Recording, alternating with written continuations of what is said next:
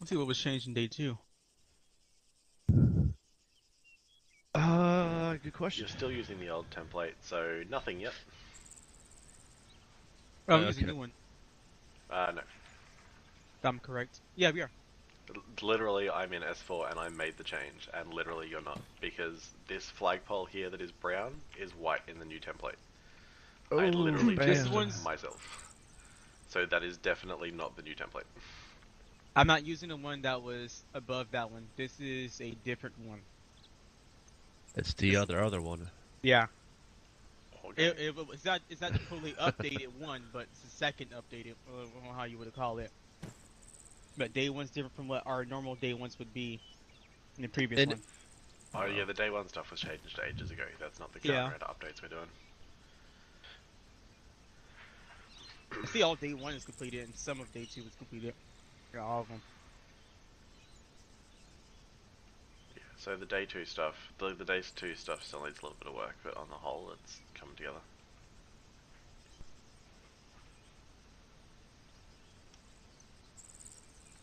are they planning on changing the bounding course? No, there's no changes to any like sort of actual OSUT stuff. Realistically, like the way them like all of the stuff in the mount course that we don't use is staying there and that sort of thing. But Heat it's all bonding getting a was bit of a doing day cleanup two and a bit of mainly. an optimize and that sort of thing. Yeah. Yeah, because I actually getting decent frames for only like when me and Smith get on the damn server and load everything like on day 4, like you're down to like fucking 15 frames. It's like what the fuck? Yeah, so you'll especially notice it on day 3. Apparently day 3 used to cause an issue where it'd like nearly crash out. I've like restructured that whole build script and you don't get that anymore. So, and I've also just removed a whole bunch of objects which will save a bunch of time too. Oh my god, Excellent. what is this immersion break in Flabba Jabba? He's talking about his Level fucking. devil. About how big his dong is. I got it. Thank you, Corporal Harden. You're welcome. Whoa. You know what's really No, funny? but thank Nick? you really for putting in time to fix this shit. Oh, yeah, it's fine. I got so much free time you wouldn't even believe it. Alright, Can you fair fix enough. all my loadouts that are broken then? No. Yeah, right. Give him the Q, Akala. So the actual reason that sort of shit breaks too is that like, so okay, McCoy, immersion break warning. Ace will come along and in an update they'll change some of their class names for like the items and that just like screws everybody over basically. Really? Yeah. That's why every now and again when an update happens loadouts break is because like Ace or T like because it had happened one time with Tifa they changed they changed those backpacks from being like TF underscore to being Tifa underscore. And so everybody had to like rebuild everything with a long range radio because the class name was different. That happened too a while back when the chairs started levitating people. Also, Yeah, I have a fix that's for when the the chair. backpacks, like the Here's- regular backpack, stopped showing up in the arsenal too. At that Here's point. my weird thing: is that I could access it no problem with a full arsenal, but with a 506 arsenal, I cannot access it. But yeah, cool. But I'm just sitting here waiting for an apology. You're gonna apologize to me? Yeah, I'm waiting for an apology. Whenever you'd like to Wait, like when you- apologizing to me, that's all right. Big Daddy Sergeant Smith, can you please make me a full arsenal and give me a tank, please? Thank you. Sorry. All denied. Ah, shit. Alright, so. I'm not Looks like your 4 is down to 2. Yeah, we managed to scare fucking 2 of them off. Good job, Smith. But let it go. Smith. It's my No, fault. my voice is very Well, it's because not I should. good. Disturbing. Showed up today. I missed the past 3 days, so There is it's way too my many of fault. us here, so I'm gonna go stand in the classroom. Just Hi. look pissed off. Or Yeah. We're not going to the classroom, Excuse Why me? right? Go to the Isn't classroom. there a That's little? when you go to the Isn't there a classroom, day brief?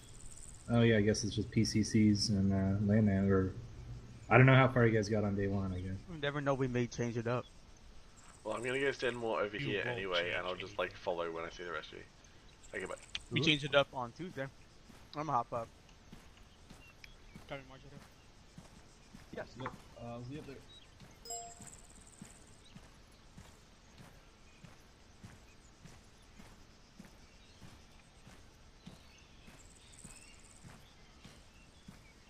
Just kidding. Didn't mean that for any of y'all.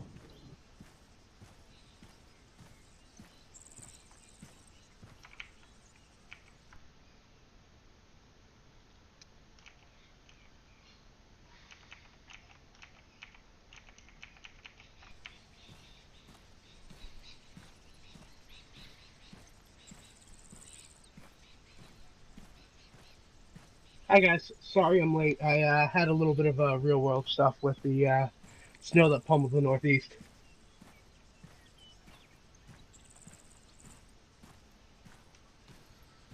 Could I Oh, ask that somebody post the password again? I lost my warhead, or I didn't write it down or anything.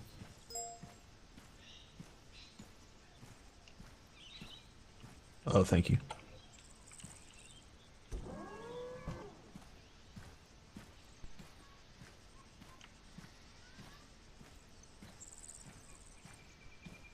Oh man, I just saw your message too, Johnson. Not bad. Yeah, no worries. I figured got figured out.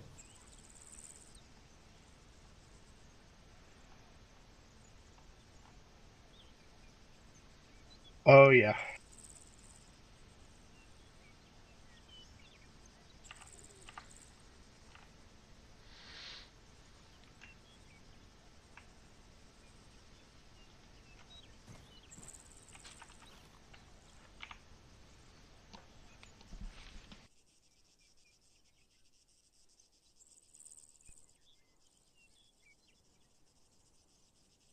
Yeah, me too.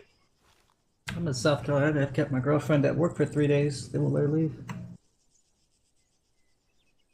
Well, she works at a high-end, expensive hotel, so it's kind of like, they give her a free room. That works.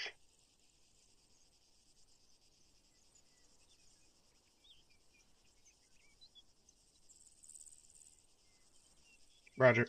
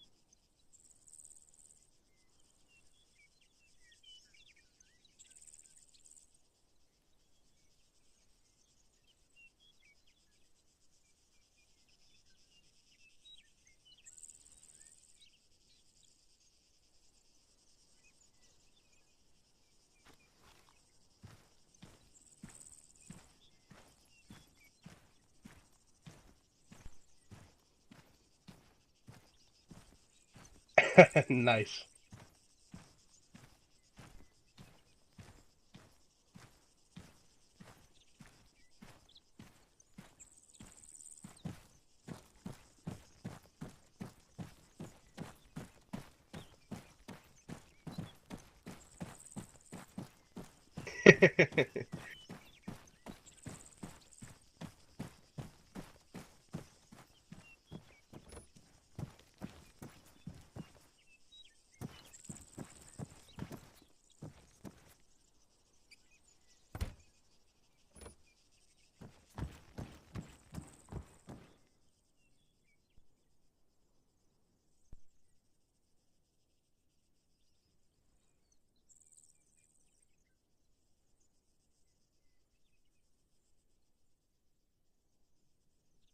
We are lighting our feet.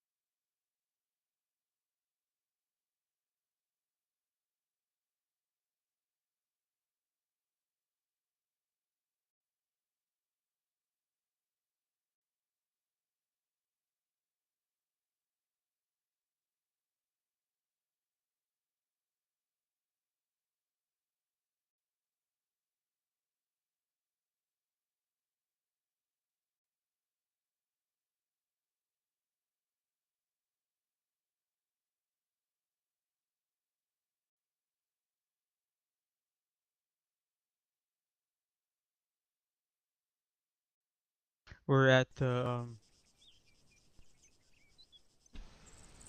come on, Smith, gather your brains. Right next to the boxes. Okay, cool.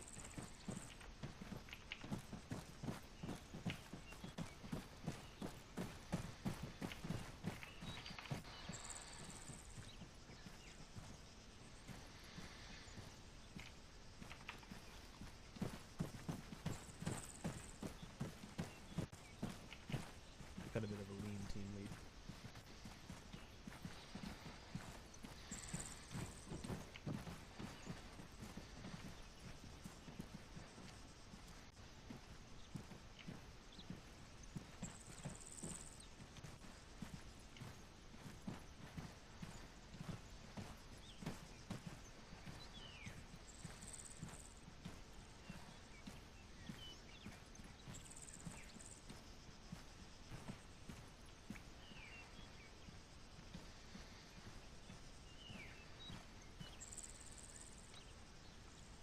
All right. Trying to fix that gangsta lean there, Wade. I'm trying to start. All right, there you go. All right, Did you Private want Wade. us? Did you want us to Alright. take our magazines out? Yes, condition 4. Private Wade, Private Johnson, you can take your NVGs, stow them in your backpack. Let's see. Private Gillen, can you grab me a non-506 helmet out of the arsenal for Private Wade, please? Which one? One without a fade. Alright. Actually, delay that, Private Gillen. Private Wade, you are team lead. So you need to be kitted out in your team lead loadout. Or is that so? I'll go change. Yes. Say again. Yeah, go assist him, Private Gillen. No. Alright, while he's busy, y'all should at the very least be getting your comms squared away. Get your radios. Just give your team leader rolled out. The arsenal. Yeah, crud, I forgot to grab it. You have your radio, Private Johnson? Make sure how does stay on it. No, Sergeant, I'll return in just a moment. Yep. Which one's the? Oh. Sorry.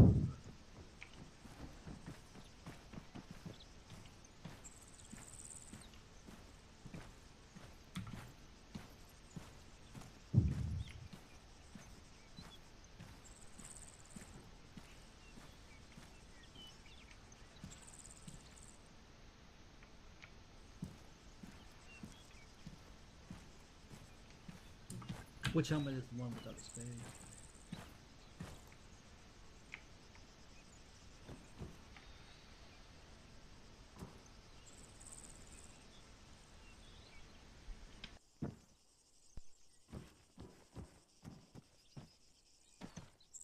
Is that good? Yeah, I think so. Yeah, okay.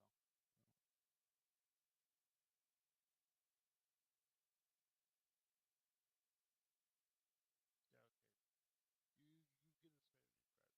You gonna get in formation, Private Johnson? There Say you again. go. Alright, go Sergeant, we'll be on frequency 100.0 for this. Or 0.1. Who asked that question? Johnson. Alright, so I will respond to that question with another question. What is frequency 100.1? That's Havoc 1 Alpha. Okay. Alpha what? Fire team? Alpha? Right. Okay. And what is 100? What is that frequency? That's Havoc 1. Okay. And what is that station. frequency? Alright, so what is that frequency used for? 100. That- Squad communication between both fire teams and Havoc 1. Excellent. And what is .1? What is that frequency used for? So that'd be Alpha Fire Team under Havoc 1. So Havoc Excellent. 1-1. Alright. So you just answered your question, correct? Yes, thank you, Sergeant. Hey, Sergeant, there's no radios. Check. No, I don't have one.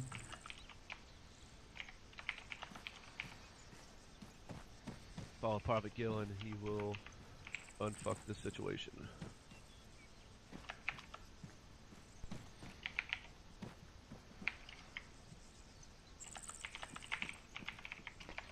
Already on that one. Private Johnson, this is Yeah, Collins. checking both. Radio check. Nope. On frequency 100.1. Over.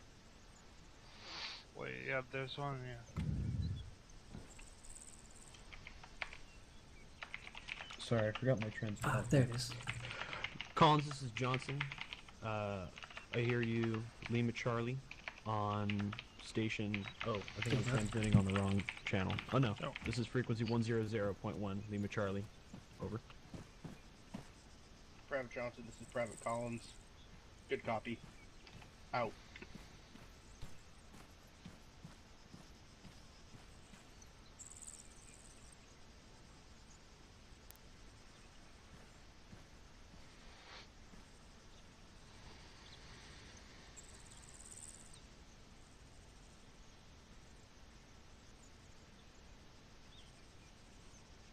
Alright, since y'all are here, I'm just gonna go over what's going on in this formation.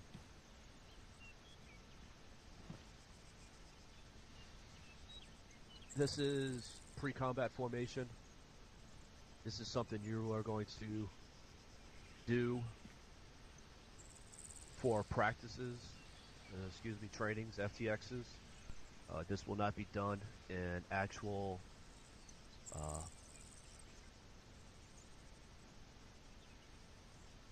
missions when we get deployed. When that happens, you will get kitted out and you will find a place to cover a sector. Usually it's going to be inside of a fob. So at this point, you're going to be in a fire team file doing pre-combat checks. Only when there is an FTX, which is a field training exercise, and squad trainings. So what we have coming into this weekend, I don't know if it's for all platoons, but Winter Stare Down is pretty much over with now, and we're going to be going through multiple FTXs. So this is something we will do during these FTXs. There's pre-combat checks. We would have typically a squad pre-combat formation where, since you're the only fire team here, your alpha fire team, you would have your sister fire team next to you, and y'all would commence doing pre-combat checks. Now, what should be happening when you get into this formation, this pre-combat formation, you want to first assign buddy teams. That would be your job, Private Wade, since you're a team lead for today. You assign buddy teams. A 2IC, CLS, but we do not do CLS and OSUT. Equipment checks and radio checks.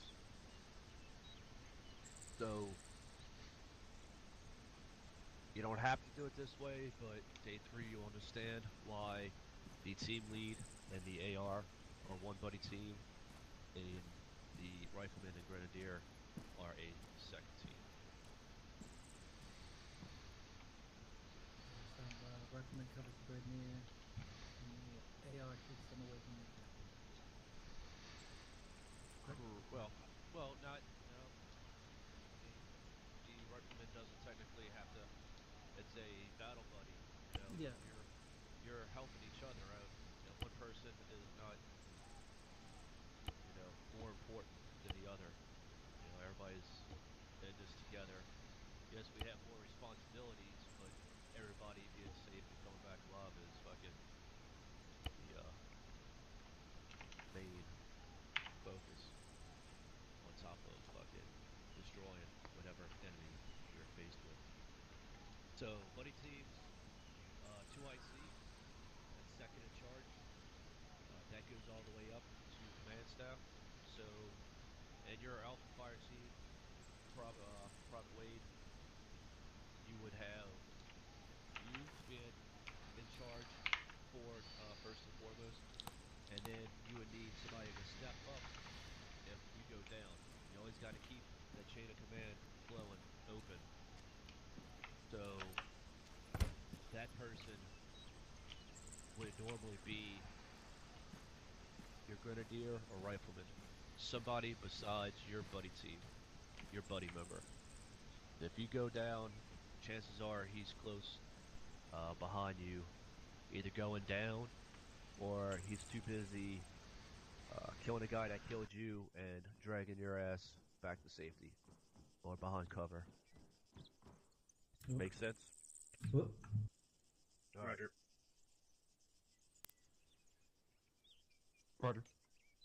So, in saying that, who are you going to make your 2IC?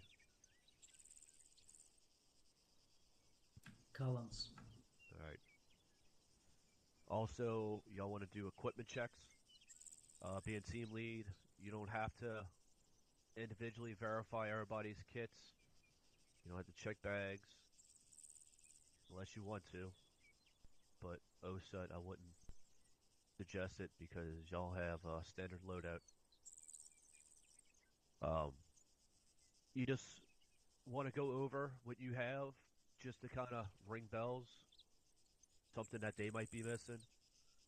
Earplugs, Magazine counts. Yeah, smokes. Make sure everybody got magazines, bandages, eyewear. Just stuff you're gonna need to kick the enemy's ass. Right. And you want to have radio checks. What's that? So all of that should be done within a matter of a minute or two. Once you can get established with everybody. Now, you don't have to wait for everybody to get on ready. You can start doing comms checks with your team as soon as possible. You don't have to wait to get into formations. If it's not an FTX. That's something you definitely want to get squared away as soon as possible is comms. Alright, so I'm going to let you have at it. I want you to do pre-combat formation checks. And let me know when y'all are squared away. From this point on, for the rest of the day, you are no longer Private Wade. Your calling station is Alpha. And Sergeant Smith and our calling station is Actual. What's that? You're Actual, I'm Alpha. Yep. So, take it away. Now, you should stay in formation. If you need to look back, remember, hold left alt, and you can look.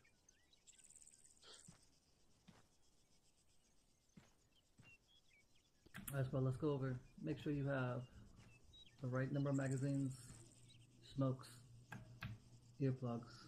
If you need to know how many magazines you have, you need 7 times 5.56 30-round tracer mags, 3 times 5.56 30-round mags, 1 time 5.56 30-round M855s. But You don't have to be that precise, but that's nice. Just want to kind of throw it out there. You got mags, fucking frags, smokes. flashbangs, bandages, if need be, your NVGs. Oh, you just want a basic. I can do that. I can do basic. Yes, yep. You want basic. Everything needs to be brevity, but to the point. Roger that. Make sure you have orange, yellow, green smokes, fragmation, and stun grenades. Book. I don't have orange smokes. Yep, I'm gonna ask. So why should they not have orange smokes?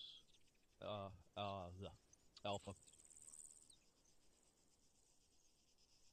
What are they not carrying? What is the only thing you carry different? I'm looking at my notes. So what is orange smoke primarily used for? Danger area. Danger areas of what?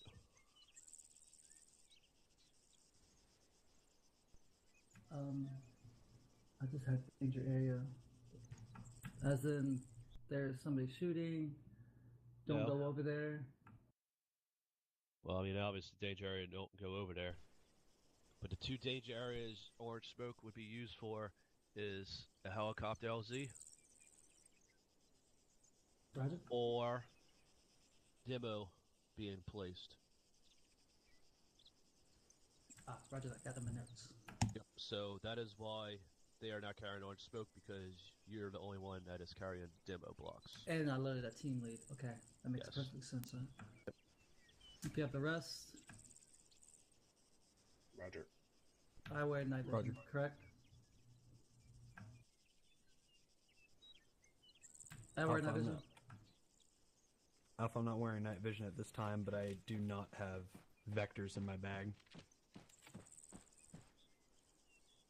You should have night vision in your bag. No, I'm not talking about NVGs. He's talking about vectors. Vectors. You shouldn't have vectors. Yes, he should. I don't have vectors. Oh, I don't have mine as well. We need to go grab those. Oh, yeah, that's yep. I remember this. It takes them away. Why pre-combat checks are good.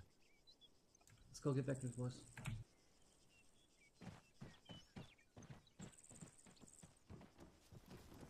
Does it list a specific model we're supposed to be taking? 21 Night.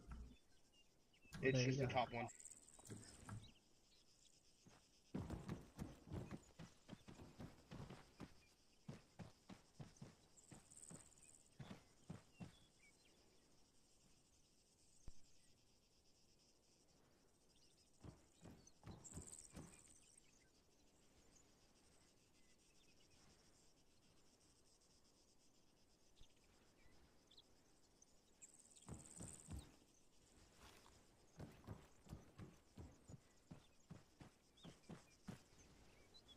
Hello, Sergeant. Corporal. How you doing, Private Yanovich? How you doing? Bags look good. Everybody looks good. All right, let's do radio checks from Collins to me. Collins, you get Johnson. Johnson, you get me. Roger. As you being team lead, you can take the initiative and do radio checks with your guys, so you can go down the lines. You can get Collins or Johnson first, and then work your way down. Sorry, remember I said I was wanted to recap on it, so I was going to have them call it out. That way, if I heard him, I knew I had it right. All right. Collins, start radio checks. Wade, this is Collins. Radio check on frequency 100.1. Over. I heard you, but my radio's not working. Is it programmed? Is it programmed? It was. 1 second. 1 moment. One mic. You gotta make sure also that you're listening, like that you went back to your primary Channel 1. channel. Yep. Send again. Private Wade, this is Private Collins. Radio check on frequency 100.1. Over. Private Collins is Private Wade. I read Nope. with Charlie. Nope. You're not transmitting. Private Collins is Private Wade. I read you Lima Charlie on channel 100.1. Over. Nope. Not a channel. A frequency. Roger that. Private Collins, this is Private Wade. I read you Lima Charlie on frequency 100.1. Over. Wade, this is Collins. Roger. Oh, out. Alright, Sergeant, if I may. I'm getting a lot of feedback and echo through the radio. Is there a reason that I do something wrong? Yes. Now, I don't know if you're doing it wrong, but I'm getting it too. I don't know if somebody has like an immersion break here, desktop speakers. Yep, about to say that, yeah. That's the only reason why your mic might be very close to your speakers. Yeah, you're picking up, so it's double.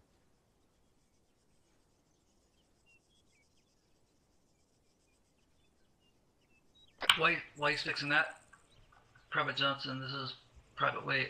Nope. I go Alpha Oh yeah, you are now Alpha for the rest of the day. Roger that, for sir. the rest of the day. Whenever you are team leading, that is your calling station. Either Alpha or Bravo, depending on what fire team you're in. Roger that. Private Johnson, this is Alpha. Radio check. Frequency 100.1. Over. Alpha, this is Private Johnson. I read you Lima Charlie on frequency 100.1. Over. Private Johnson, this is Alpha. Read you loud and clear. Thank you. Out. You don't need to fucking thank him for doing a radio check. Just All right. Just buy some time for him, Sarge. Nope. You don't need to fucking buy Tom. Grown ass man, he'll get it done. Private Collins, this is Alpha. Over. Alpha, this is Private Collins. Read you Lima Charlie on frequency 100.1. Over. Welcome to the radio check. Just want to make sure you got it fixed. Okay. Roger. Out.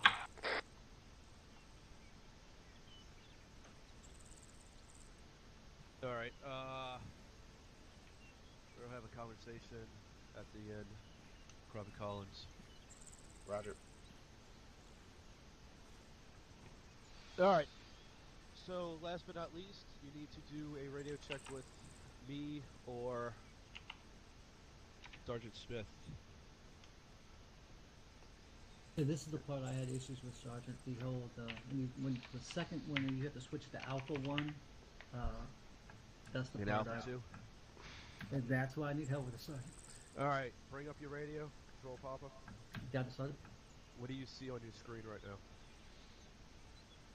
I see the radio. I believe I go to the next channel and then switch it. Well, hold on. What do you see on the screen on your the display screen on your radio? What does it say? C1 space 100.1. Okay. Now go up to where it says channel 2 or the next channel. I don't know how you have it defined, if you have it A2 or C2. It's still on Charlie 2. Doctor. Okay. So you want to hit the left facing arrow. Radio checks, huh? Super hard. And that will make it an A2, correct?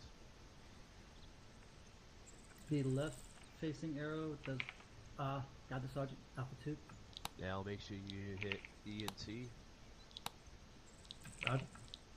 Now you're gonna go back to channel 1. Roger. Now you should be good to go. So I don't need to set that frequency. Oh, you do. I thought you had that.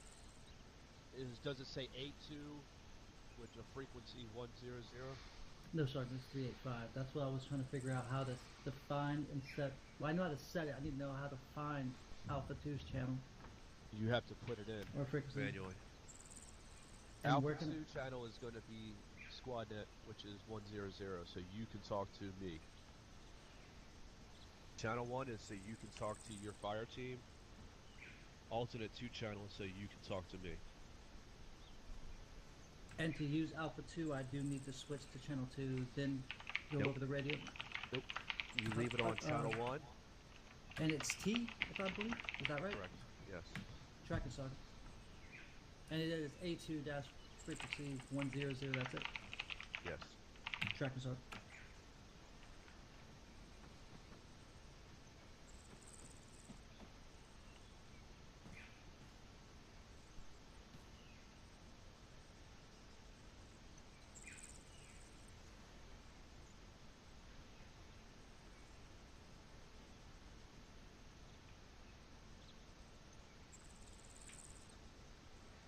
you waiting for me to do a radio check with you? Yes, I am.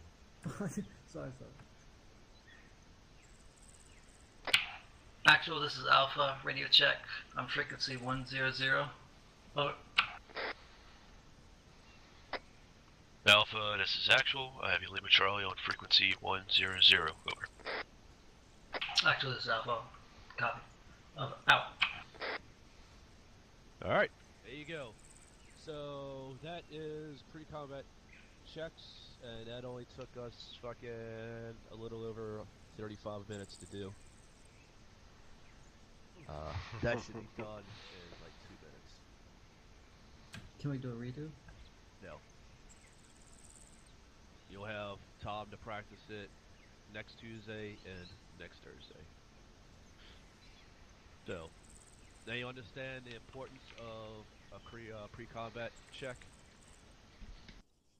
Roger. Yep. Because that would have been fucking horrible. All three of y'all go out on a fucking mission and have no vectors. There is a couple things you missed. Did you make sure they have their micro daggers? Alpha? Negative, actually. You said earplugs, make sure they have their frags, their smokes, and just to make a brief run through of the basic necessities. Well, that's a pretty important piece of equipment. Well, I'm still new, so Yeah. I don't know exactly what... I know what they need to have, being one of them, but I don't know what team lead needs to have, because I've never really looked at the loadout. I've looked at their loadout plenty of times, so I was like, wait, you don't need Good to... to Well, see you, wait, you first of do. all. The only thing you really have different Did I grab is some more, demo. some of my So we are ammo always or going to need anything? jackets, correct? My No matter first who you time are? Oh, yes, yes. Filling in. Alright, I'll put that in my notes.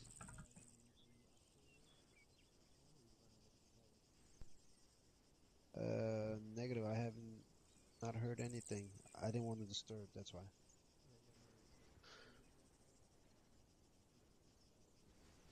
Alright, any questions, gentlemen, before we Alright. move on to the next part? Beat me to it. No, Sergeant.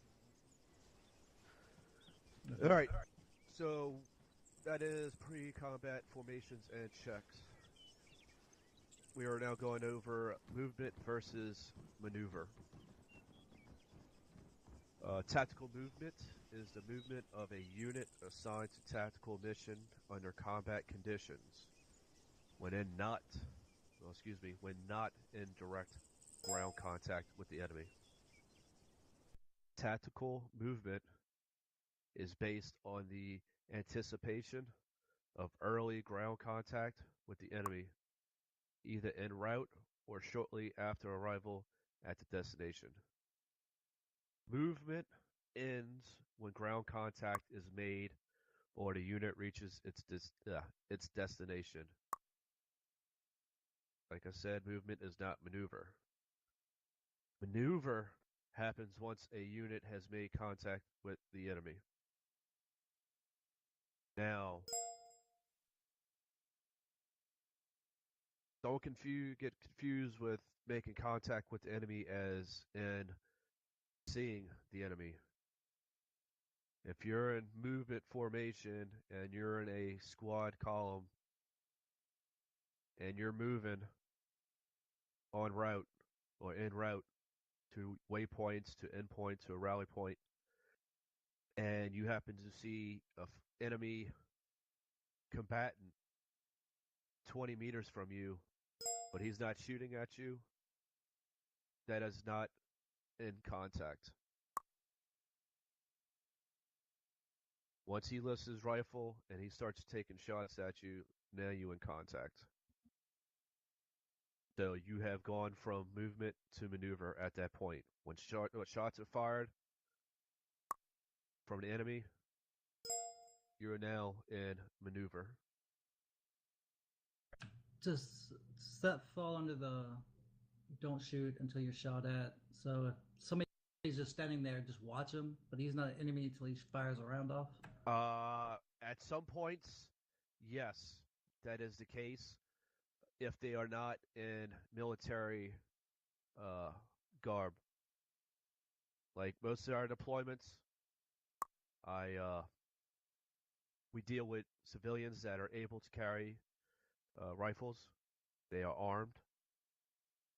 So they are,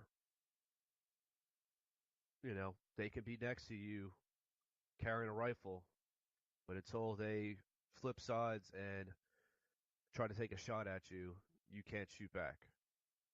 Roger that. That's kind of the fucking problem we've been having in Iraq and fucking Afghanistan and shit like that because they're fucking not fighting fair. Well, you mean so about 13-year-olds with the grenades? Yeah, well, that too, but when they're not in military gear, you don't know who to shoot at, so you have to have restraint and not fire unless fired upon. Roger that. So just remember, not everybody that has a rifle in deployments or FTXs are the enemy. They can become the enemy, but not everybody with a rifle is an enemy. So unless they are in military attire. If they're not flying tracers, though. If they're dressed as civilians and they're carrying a rifle and they're not shooting at you, you do not shoot. You do not fire unless fired upon. Roger. Roger. All right. Roger.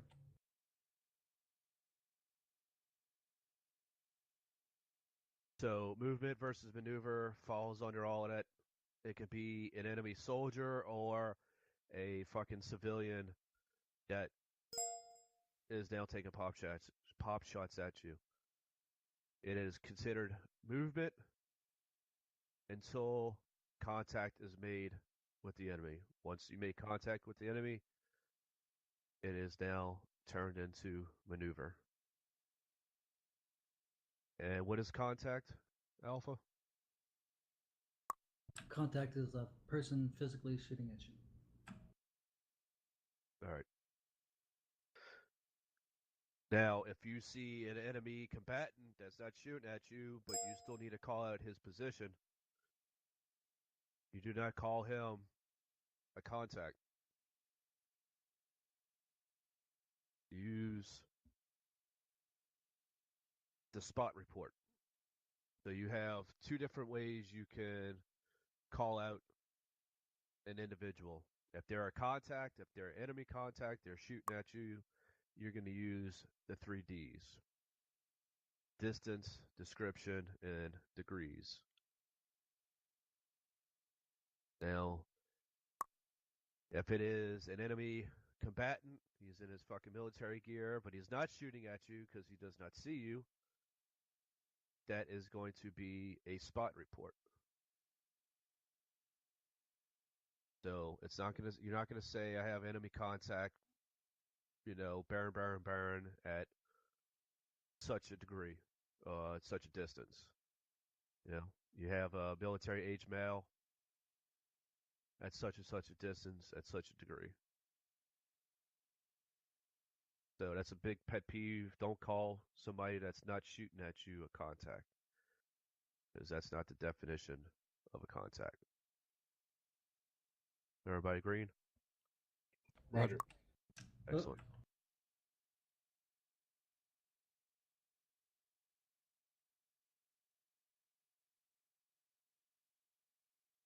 All right, so the key to moving successfully involves selecting the best combination of movement formations and movement techniques for each situation. Leaders consider the factors of MET-TC in selecting the best route and the appropriate formation and movement technique. The leader's selection must maintain cohesion, maintain communication, maintain momentum, provide maximum protection,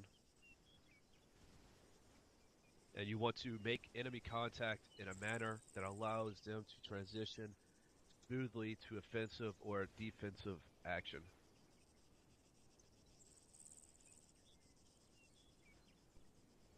Now, careless movement usually results in contact with the enemy at a time and place of the enemy's choosing.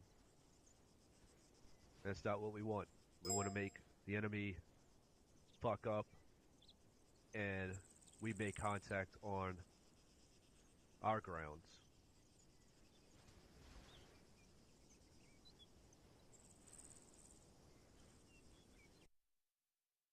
Any questions? No, Sergeant. Can you repeat the last part? I was taking off my hoodie. Which one? Careless movement? Yeah, I missed all that. So careless movement usually results in contact with the enemy at a time and place that enemy's choosing.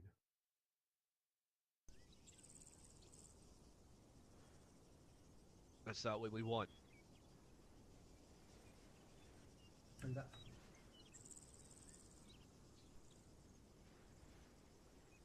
So I'm going to jump over a little bit because this deals with what we were just talking about. But this is react to contact. So if you happen to become engaged by the enemy, you have options.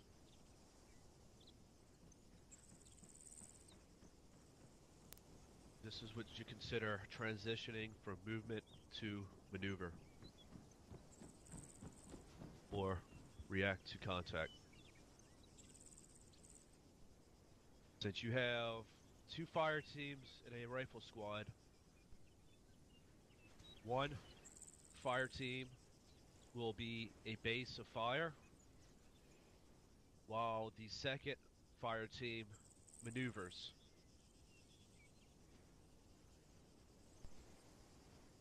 Now, that maneuvering by said fire team can be either to break contact,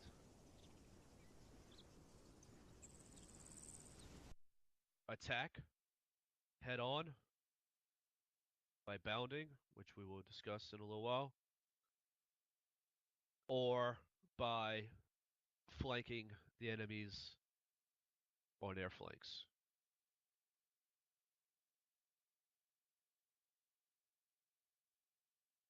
Now, most of the time, we don't want to go backwards. We want to keep going forward. We want to gain ground. So we're committing massive amount of firepower to the enemy is an option where the entire squad gets online and you start bounding towards the enemy and putting overwhelming firepower down to suppress and overcome the enemy. Or we can flank them. Now, if you want to flank them, the second fire team cannot be in sight of the enemy, because then that flanking maneuver will not work if they see the rear fire team. I know it's kind of hard to understand it, but we're going to get into some practical stuff here, and you will understand what I mean. Last you can do is break contact. Break contact is great if you happen to fall prey to enemy while conducting poor movement. If you happen to stumble across enemy position and it's not a great place for you to be, you can break contact, move back, find a better place, and hopefully let the enemy come to you.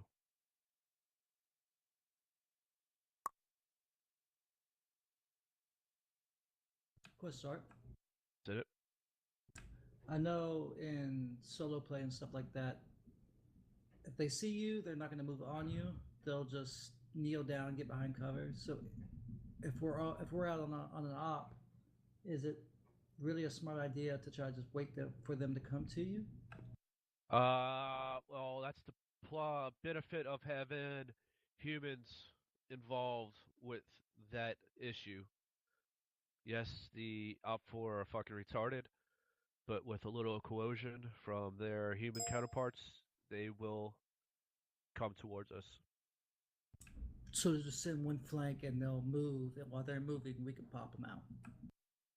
Sometimes. And when I mean break contact, you don't have to break contact and move fucking a click away. Breaking contact and moving a couple 100 meters away would be suffice. Roger that. So I don't know the AI. I mean, I've only been playing for a month. I just like the realism. So I'm still trying to learn what works and what does not. So I'm still working on that. Right. Yeah, you'll learn. Sun goes up. Thank you. Yep. All right, so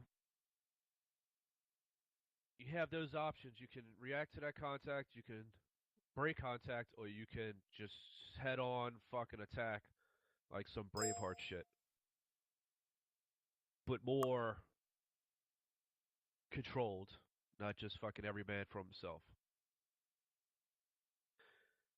Alright, so you stumble across an enemy or enemy stumbles across you.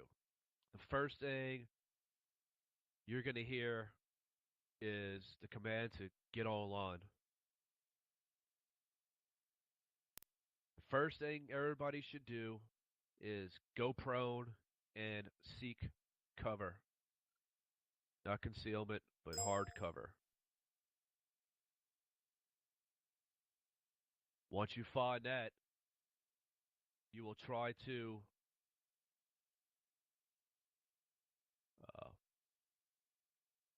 all get online while in cover. Your base of fire will be set up. They will put down suppressive fire.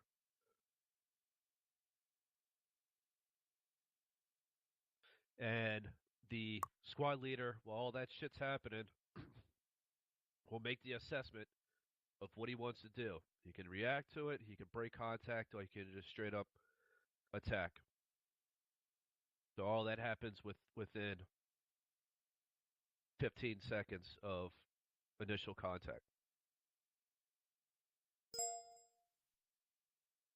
Any questions? No, sir. Sergeant, I have a question, Johnson. Yep, said it. The base of contact is generally considered the first fire team to enter contact during movement? Correct. Y'all remember with a squad comm, looks like, correct? A fire team up front, followed by the squad medic, squad leader, Yes, and sir. he has the trailing fire team behind him. Well, that front fire team is obviously going to be the first ones to get into contact with the enemy, so they're going to be the base of fire. Now, up to that point, that is when the squad leader can decide if he wants to commit all his forces by moving that trailing fire team up online and produce overwhelming firepower so they can start bounding forward, or does he want to flank the enemy? Depending on the terrain, does he have that option to flank them? Or does he want to set up a second base of fire further back behind the point fire team so he can start bounding backwards? So, Understood. Thank you, Sergeant. Yep. It's a lot of shit that he has to do within a short period of time. But it's fun as hell. Unless all your squad dies. Yeah, we won't let that happen. I'll say a quick comment, Sergeant. Yep. Sorry. Yep. Go for it. Thanks, Sergeant. So just to kind of comment on your question earlier, Private Wade, about waiting, holding position to let Op 4 move in. So the combat doctrine that we use as air assault light infantry is dictating the pace of the combat and tempo and momentum. So if we give that up to the enemy, we are no longer an effective fighting force. So we need to always be on the move, keeping the tempo in our favor. Otherwise, we're going to lose the fight. So keep that in mind. That's all. Thanks, Aaron. Yep. Yep. We're a light infantry.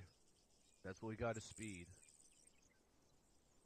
So we want to overwhelm the enemy forces with fucking lightning speed before they can set up defenses, fall back to heavily defended positions. Alright, so I'm going to go over it one more time.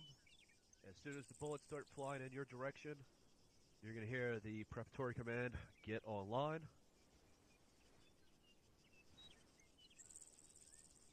Hopefully, as soon as you hear bullets flying past you, you will get prone, seek cover, know where your team is, where your buddy member is, get online with each other, start putting down a base of fire.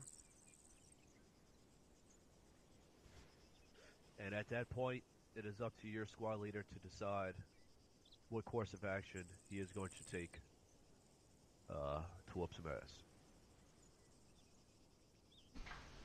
Now you have different techniques you can use. Yep, send it, Corporal Hartman. I think, Sergeant, just briefly for you guys, the other thing to keep in mind while we're talking about all of this is one thing you'll hear a lot through your time here in the 506 is take initiative. So as a team lead, as a member of a fire team, don't necessarily, wait for someone to tell you what to do. If you're getting shot at and if you see what you think is a good idea, go ahead and make that choice. Make sure you call it up, but you don't have to necessarily just sit around with bullets flying over you waiting for that command to get up online. So just keep that in mind as well. That was all I had. Thanks, Sergeant. Thank you, Corporal. Yep, you always want to be moving in a direction. You don't want to be sitting stale and stagnant because when you're not moving, you're fucking dying. Well, this is where individual movement techniques come in to get your ass from being shot at to get behind cover and start sending the heat back. You can fast crawl, slow crawl, and 3-second rushes. Now, the 3-second rush is you rush for 3 seconds, you sprint for 3 seconds, and you go straight. I don't know what it is. Now, it takes roughly 3 seconds for a person to raise his weapon, sight the sight in on that individual, and shoot. So if you can get up, run, and fucking go prone within the 3 seconds, you'll have a greater chance of surviving when you are running to cover.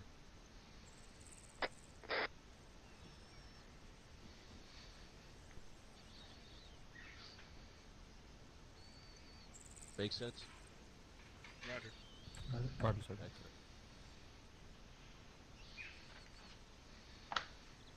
Alright, so I kind of jumped around on that, but we are going to move in on here. So, movement along routes. Everybody has a map, correct? Roger. Roger. Roger. Alright, open up your maps. Go to grid reference 2220 to the northeast of the island. Roger. Everybody tracking that? Tracking. Tracking. Alright. Yep. Alright, so what you see there is a route. You have a start point, followed with some phase lines. You have a rally point. They actually have a danger crossing marked, followed by a secondary rally point with an endpoint. So that is a very well laid out route.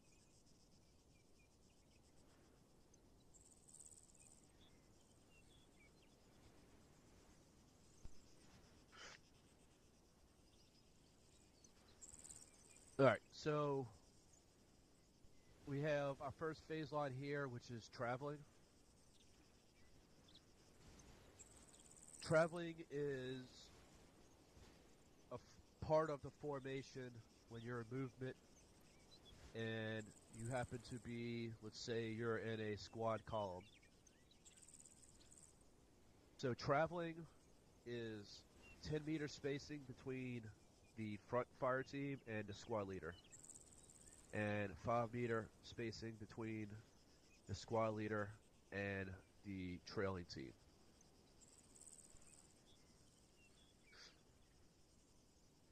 That is normal. That's not something that should be called. You shouldn't have to say we're traveling. Traveling is when the chances of enemy contact are low. Now, if enemy chances become higher, the squad leader has the option to call that squad column into traveling overwatch. Now, at that point, the point fire team will move out ahead to 50 meters space in between the front fire team and the squad leader, and 10 meters spacing between the squad leader and the trailing fire team. So, can somebody give me a good hint or good reason on why you would want to go into travel and Overwatch when chances of contact are likely? Why would you want to push that front fire team 50 meters out? Just Johnson. Yep. Maybe if you hear possible OPFOR vehicle motion or shots are fired in the distance. I'm not saying what would cause it. Why would you want to put your squad column into travel and Overwatch when the chances of contact are likely? Why would you want to put that? Why would you want to be in traveling Overwatch? More area of observation, Sergeant. So you could, between the chain of communication between the fire teams and the squad lead, you could be able to see more of the area around you to predict contact earlier? That's not the answer I'm looking for. Is there a little truth in that? Yes. Does anybody else want to take a crack at it? Collins. Send it. I think it would be because you want to be able to quickly react to any contact from whichever direction with the second fire team if the main fire team gets hit. Ding, ding, ding, ding, ding. Yep, you're on the right path. Worded a little wrong, but you're on the right path. Yes, you want to, I hate to say it, but you're putting that point fire team out as, like, bait. So they're going to be the first to react to contact. They're going to get engaged by the enemy first. By having them far out, you now give the squad leader time to react. Does he want to push up and reinforce that base of fire and create overwhelming firepower? Does he want to bound backwards, or does he want to break contact, or does he want to flank? By being that far back, the enemy might not see that trailing fire team, so he gives him that option to flank.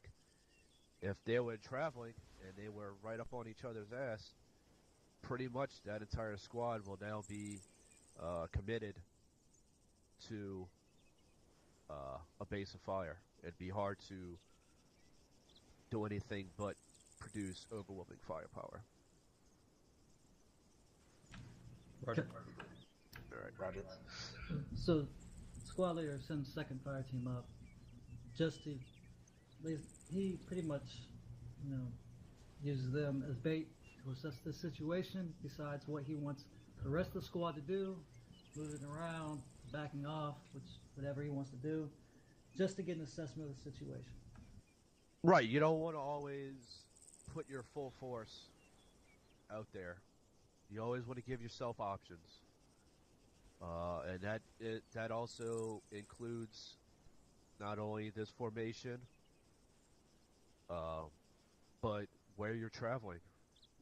Your terrain features around you. What do you have around you is all the same. You don't want to fucking hang yourself out to dry. You always want to have fucking options. So use terrain features to your best of your ability. Give you fucking escape routes. cover, concealment at the very least. So, situational awareness, my friend. Situational awareness. All right. Specialist McCoy. Yep. Yeah, thank you, sir. So, if you guys recall, and started to mention MET-TC dependent earlier, that's exactly this kind of scenario. And, you know, all those factors play into what the individual soldier is going to do. And I know in OSUT, you know, we kind of focus on the smallest levels, fire team and individual soldiering, but keep in the back of your mind that in an operation, you know, you're part of one squad, part of a platoon that's 40 people. So, you know, the actions that you're going to take are largely dependent on positions of other squads. You know, maybe both fire teams are going to pull up online and let another squad maneuver to flank, depending, you know, again, MET-TC dependent. So keep that in mind. Thanks, Aaron. Yep, thank you, Specialist.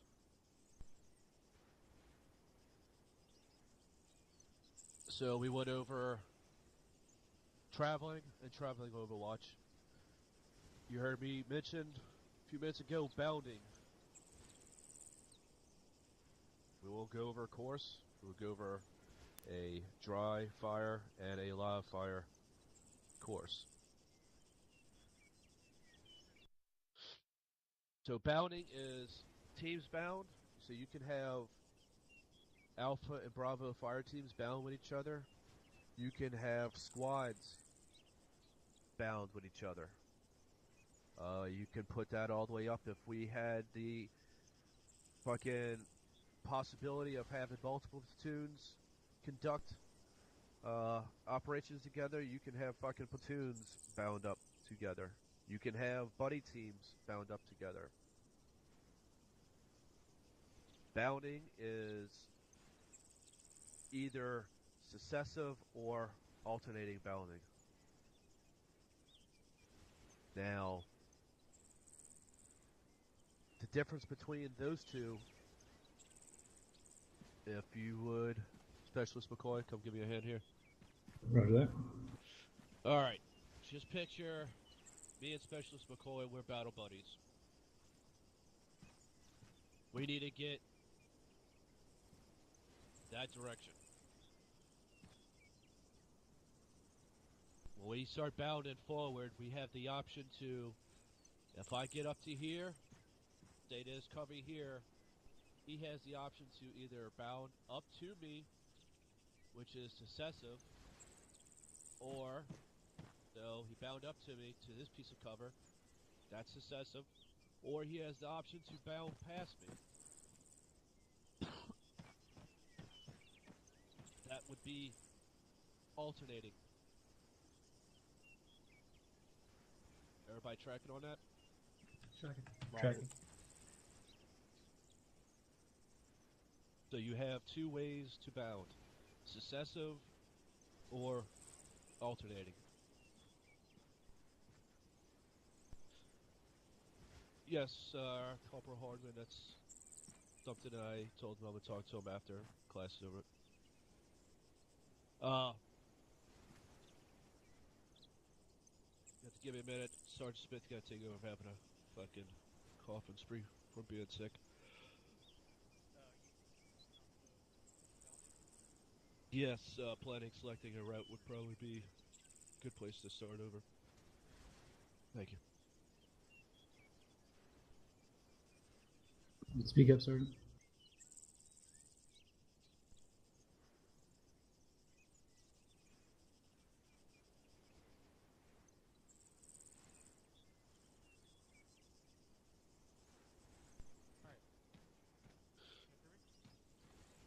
Negative, Sergeant. Barely. How about now? Much Better, better, Sergeant. Alright. So you notice that every time in every operation, we always need to plan select a route. So that is the one critical leader skill. If you guys ever decide to go to leadership billet, and that is to basically plan select a route. One of the keys to a successful tactical movement within a squad or a unit is the ability to develop routes, and which will increase the unit's security. And then it will decrease the soldier's effort to do this, and as a result, get the unit to the objective on time in a manner prepared to fight. Grid route selection begins with a thorough terrain analysis and ends with superior navigation, and you will learn during day 3 land navigation how to read your maps, and then how to be able to actually figure out the terrain that would be what specific terrain it is, how steep a hill may be, so then you can use this to plan and select your route for your unit. Now, good route selection begins with a thorough terrain analysis and ends with superior navigation. Planning and preparation are worthless if a unit cannot find its way to objective, or worse, if they stumble onto it because of poor navigation. So, you'll notice that there are times that it may happen during MetTC that you may run into contacts. So sometimes a route may get canceled due to contacts, and you have to actually alternate that route and move to a different area to get to your next RP. So when you plan a route, even if you get engaged by contacts, you're able to maneuver on those contacts and still make your way to the next leg within your control measures. If you get what I mean. So now, the next crucial thing is security. During movement, security during movement includes the excuse me. Security during movement includes the actions that a unit must take to secure themselves and the tasks given to units to provide for a larger force. Units enhance their own security during movement using covered and concealed terrain, such as if we're walking through a valley. Sometimes it helps benefits us because we're concealed by 2 hills, which basically conceals us from the objective. However, it may be a downfall for us as we don't have the elevated position if we do get engaged from the hills. So now units enhance their own security during movement using covered and concealed terrain, and then the use of the appropriate movement formation and technique. The actions taken to secure danger areas during crossing, the enforcement of noise discipline, which means if you're going to an area where there's contacts known and we don't let them know that we are there, because we don't feel like being engaged till we get to objective, so we get out there quickly. Noise discipline such as make sure that you're on whisper, A. B. Do not accidentally, and D. In other words, do not fire your rifle by mistake, don't throw a grenade by mistake, or launch a form mic or whatever, or pop smoke, because smoke can almost be like engaging with noise, because then they will see your location. So those are things that we say, this is what we mean by enforcing noise discipline. And then in the use of proper individual camouflage techniques, which is making sure that we move alongside what we always like to go through, is through draws or defilade, or going through tree lines, because it conceals us from the enemy and they won't be able to see us. When we go through an open field or open area, which you'll learn later on today, we will use the best techniques to be able to actually conceal ourselves from enemy and be prepared if we do get engaged by contacts in an open field. Formations and movement techniques provide security by these 3 ways. Either positioning, let's just say but by positioning each soldier so he can observe and fire into a specific sector that overlaps with the other sectors. You'll see that when we demonstrate to you the long halt formation, it's actually set up to where soldiers can overlap, can basically create overlapping fire with their buddy next to them. The next is placing a small element forward to allow contact with only the lead element and give the remainder freedom to maneuver. That basically means bounding. And then and you have to have the element providing base of fire and the element moving to basically create maneuver. You cannot move if there's no element supporting you. And then lastly, to provide overwatch. Movement from one location to another is typically planned ahead of time, and the planned movement is known as a route. So routes are broken into segments called legs, which as I said earlier, which is basically to help manage them. Each leg must have a definite beginning and ending, marked with a control measure such as checkpoint or a phase line. So at the beginning, if you look back on your map, I know what Sergeant Marjorie was showing you. You look at start point. That's excuse me. That's basically the beginning leg, and then you see where it says EP or ORP. That's known as end point, are observation objective rally point. So these are your beginning and ending legs. And then RP1, RP2, these are also your legs. So everyone gets what I'm saying?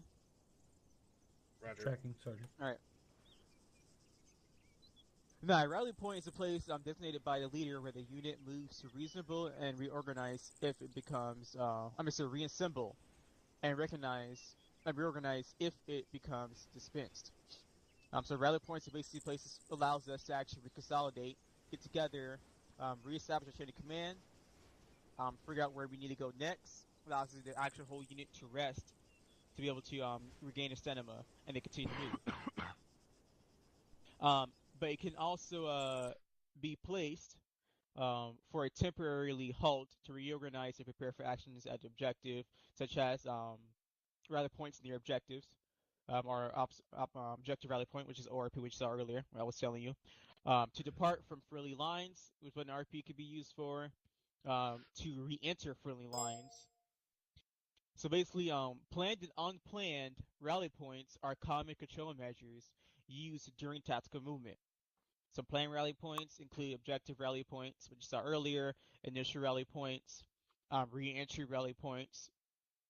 So, objective rally points, also known as ORP, initial rally point is known as IRP, and then re-entry rally points are also known as RRP. Now, unplanned rally points are in-route rally points, near-side rally points, and far-side rally points. Despite the different types of rally points, the actions that occur there are generally the same. So later on we show you about when we show you danger crossing, a squad leader will make an unplanned rally point, and those rally points are basically him deciding where is the near side rally point and where is the far side rally point within a danger crossing of the road, and you'll see later on. Now, soldiers' actions at an RP. This is what you would do when you're at an RP, also as a rally point. Number one, make sure I write this down. You'll establish security when you're in an RP. Number two, you reestablish your chain of command. So what this means for you and your team level, you make sure that all your men are there. And then you'll check in with actual.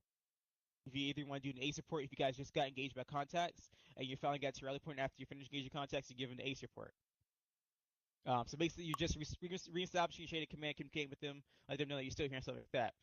Next, number three, you account for personnel and equipment status, which is your ACE report. So that ties in with your reception your chain of command. And number four, you determine how long to wait until continuing the unit's mission or link up at a follow-up on RP.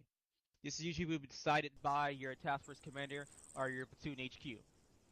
Sometimes your squad leader will tell you to do that, but you don't really have to worry about that as team members, until you actually get into a higher leadership billet.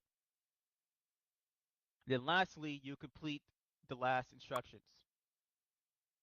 So basically, what was told to you during your briefing and what was told to you at your previous RP. If they were told to you after we get to RP2 or move to RP3, then you complete your last instructions. You move to RP3 once you're given the movement order. Everyone understands what I'm saying? For those 5 instructions. Yes, All right. what was number 4 again? Sorry. Determine how long to wait until continuing the unit's mission, or link up at a follow-on RP. So we mean by link up at a follow-on RP, that basically means the next RP. So how long should we link up to the next RP, or how long should we wait to continue the unit's mission, or our whole mission? Roger, So usually when you get to an RP, they will say this is a long hold or a short hold. So that basically completes number 4 for you when they say it's a short hold or a long hold. And then number 3 is basically you asking for an ACE report. And if all your men are here, number 2, you're just talking to Lieutenant Actual that Alpha is here or Bravo is here. Number 1, establish security. Make sure your team is either establishing 180 security within your squad, so watch your own sector, or establishing 360 security. So those are basically abbreviations for you. So, yes. Okay. I don't know if I'm missing something, but I have 1, security, 2, establishing a command, 3, checking with actual, 4, ACE report, 5, how long and to link with others, and 6 is last instruction. So I'm a little off. I'm missing something. I gave you 5 basic ones, but what you just wrote down are basically everything I told you that you need to do. Those are simpler terms. So you're good. There are 5, which is establish security, number 1. The number 2, reestablish a chain of command. Number 3, account for personnel and equipment status. Number 4, determine how long to wait until continuing the unit's mission or link up at a follow-on RP. Number 5, complete your last instructions. Now, what you wrote down were my simpler terms to what these are saying. Good, I mean? Check. So I All just have yours. But if I give those answers, it's still correct. Yes, I understand what you're saying. Yes. Okay. Yes. We don't expect you when we quiz you during day 4. We don't expect you to say the full correct answer. Like if I ask you define a whole rally point, I don't expect you to give me an exact definition. You'll basically offer your own words. Sure. All right. Mind if I say something? Sorry. You go ahead. Now, the whole purpose of taking notes is obviously to take notes, but you want to learn also. Don't just think that you're going to have notes and you can use them for day 4 and that you don't have to fucking learn and better yourself with multiple techniques that we're teaching you these 4 days. So, that's all. Thank you, Sergeant. All right. All right. So, any more further questions before I continue on? No, Sergeant. All right. So, when analyzing the terrain in the MET-TC analysis, the leader may identify danger areas. When planning the route, the unit leader marks danger areas whenever he's planning the route. So, the term danger area refers to any area on the route where the terrain could expose the unit to any enemy observation, fire, or both. So whenever an enemy can see you easily, or where the enemy can actually get better fire superiority over you, this is where whoever selected the route, this is where they mark the danger areas. So if we were moving along a route and we're traveling alongside a tree line, and then the tree line breaks, and it's open field for about 200 or 300 meters, that's where the person selecting the route, that's where he'll put a danger area. He'll mark that as a danger area. Now, if we are moving alongside a tree line and then boom, there's a road. The road can be usually sometimes set as an ambush to where enemies could be hiding behind good cover. So he'll mark that as a danger area. You gotta make sure we secure that road, and wherever's on the danger side of that road is secured. So the far side has to be secured after we clear out that danger crossing before a unit can move across the road and continue on their path or their route. Everyone's tracking? Tracking. So if possible, the leader plans to avoid danger areas, but sometimes he cannot. So when the unit must cross a danger area, they do so as quickly and as carefully as possible. So during planning, the leader designates a near side and far side rally points. And is this a planned or unplanned rally point? Unplanned, Sergeant. Awesome. Excellent. And then the new guys are listening and writing notes. So yes, near side and far side rally points, these would be your unplanned rally points, but they won't actually be marked on map. Your squad leader will basically point out or give you a description what is the far side and what is near side. Now, if the unit encounters an unexpected danger area, it uses the en route rally points closest to the danger area as far side and near side rally points. So what this basically means is that he's going to try his best to put a far side rally point next to the rally points that were already marked for the route. So every rally point was already assigned or designated earlier for the infantry movement. He'll make sure that unplanned far side rally point is at least nearby that normal rally point that was already created. This way, the unit could go ahead and continue moving to the rally point easily. And same thing for the near side rally point. He'll make it near the current RP1, so then the unit doesn't have to keep going on in circles, if you get what I mean. Sure. Now, examples of danger areas can include the following. Open areas. as I said before, open areas conceal the unit on the near side. So what you do in the open area is that you conceal the unit on the near side and observe the area. So basically, by doing this, how you can conceal the unit on the near side is basically making sure an element's watching the near side and watching across that open area. So they have to stay by the near side while the basic security team, while the rest of the element moves across that open area. So post security will basically give early warning to the infantry element that's moving across. So they're the first ones who can tell the infantry element, hey, contacts front, or sorry, spot infantrymen front, and they can be the first ones to engage, and they're gonna be the ones to tell the infantry element that's moving across the open area that there's enemies across that field or whatsoever. Now, once that post security team's already established at the near side, what's going to happen is that they will then send the element across to clear the far side. So not the whole element will move across. Only one other element will move across to clear out that far side. So they move across the open field, clear the far side, clear it out. When cleared, the remainder of the element will cross the remainder of the unit at the shortest exposed distance as quickly as possible. So basically, the whole unit will cross the open area with the most shortest distance. So they try to figure out a way how to cross open area with less distance as possible and as quickly as possible before they get engaged and they're out in the open field. So that's an open area, and that's how you handle an open area danger crossing. Now, next are roads and trails. Basically, danger crossing for roads and trails is basically a crossroads or trails at or near a bend, a narrow spot, or on low ground.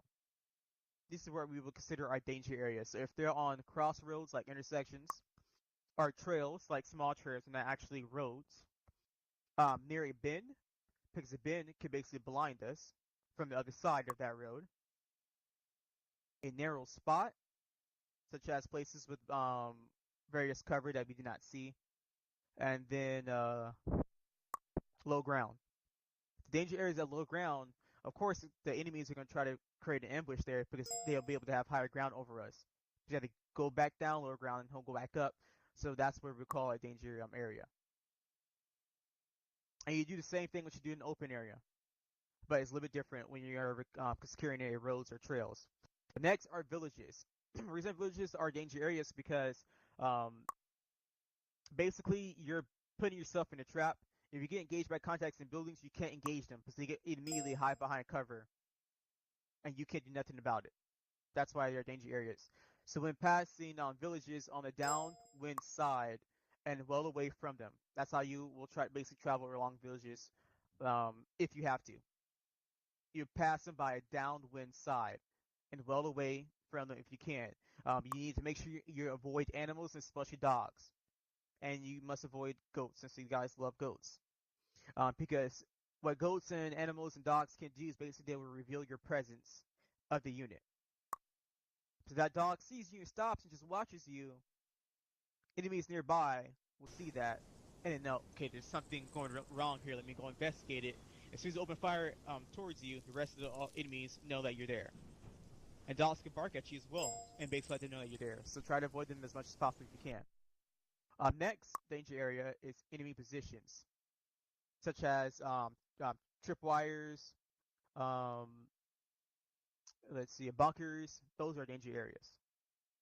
Now, you must pass these enemy positions on the downwind side. The enemy might have scout dogs, such as either regular dogs or actually infantrymen who are scouting. And so always be alert for tripwires and warning devices that go off silently without you knowing. So always look down towards the ground that you're moving if you know you're moving past the enemy position. Excuse me. Minefields. Minefields are dangerous and you should never go across them, but if you do need to, the formation we showed you earlier, which is a file, is the best formation you could go in whenever crossing minefield because you don't want to blaze a trail. That basically means is that you don't want somebody to go through a create a trail that wasn't created and that wasn't cleared. So someone behind me, so if we're all going to file and then a fourth guy decides to go and move on his own trail, he's blazing it, and he's going to end up running into a mine that we weren't able to clear out. So always stay in the file. But however, Bypass minefields if all possible if you can, even if it requires changing the route by a great distance. Clear a path through minefields only if necessary. Now streams, you always need to select a narrow spot in the stream that offers concealment on both banks. That's the only time you should cross the stream is if it offers concealment from both banks. If it doesn't, you have to try to move on to a more better spot within that stream. You want to cross it. Now observe the far side carefully whenever you cross streams because they're can be heavily guarded with people actually on the stream. So it has to make sure that it's shallow. It's not very should I say it doesn't have a very deep distance if you get what I mean down to the ground. You must in place near and far side security for early warning. You must clear the far side and then cross rapidly but quickly. Quietly. And then lastly, wire obstacles. Wire obstacles are the last danger area, and you must avoid wire obstacles at all costs if you can, because the enemy covers obstacles with observation and fire. So they watch any obstacle that may be placed down, like wall barriers, like right behind you. Enemy could be watching that from this side, and if you cross along from the other side, and you jump over it, the enemy's waiting for you to jump over it and they'll start shooting at you. So try to avoid obstacles as much as possible, along with wire obstacles. Any questions with these danger areas? No, Sergeant. All right. So guess what?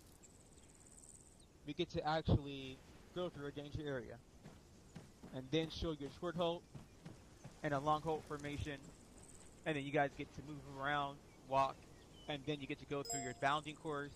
You get to learn, actually demonstrate bounding, do bounding, and then we go through a live fire. Hopefully you have time with your CQB. Do you guys need a break, or are you all good? I'm fine. I'm alright. So I use bathroom. Well, yeah, let's give him a quick break. Yeah, you guys got 3 minutes. Go ahead and get some water if you need to. Get hydrated. Use a potty if you need to. But take your time. But we're trying to do this within 3 minutes. Take your time, but hurry up. So you want me to follow them out? They just go. You what? Do I need to follow them out and trickle it down, or they just go? What? Well, this is an overall announcement. This is, yeah, just you're fine. You don't have to relay that. Didn't hear what you said, so.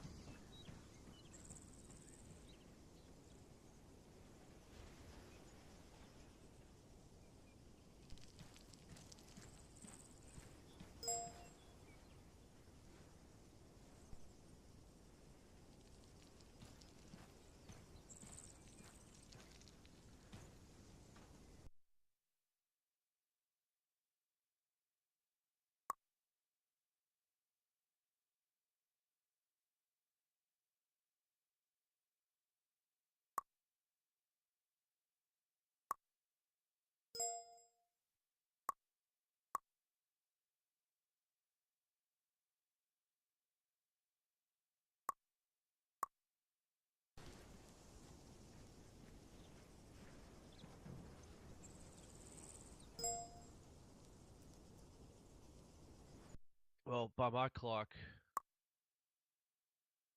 I don't know if the whole long halt is going to be good to go over. I'm just going to do the short version. Just show them how it looks like. Yeah, that's fine. Because this danger crossing is probably going to take a while, and then... Yep. Yeah. Would be quick, I think.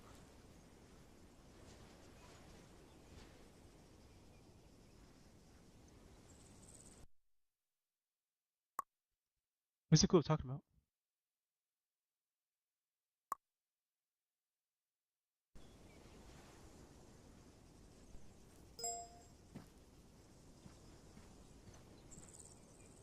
I actually broke out my old basic training handbook yesterday and just brushing over it. Nice. Oh, you guys are back. Make sure you stand up. Oh, dang. You guys here the whole time. Alright, are you gentlemen ready? Roger. Alright, let's go ahead and go towards the... Look at the white flag. Please tell me you should see where it says movement course. Let me know if you see it. So this is the point where you would tell you guys to follow out white flag, go to movement course. I'm all jacked up, so like You don't see it? I can't turn, so. Alright, don't worry about it. Everyone stay still, stand by, moving you. Double tap alt. Double tap left alt. Yeah. Yeah, that locks your look around. So if you hold alt, you can look.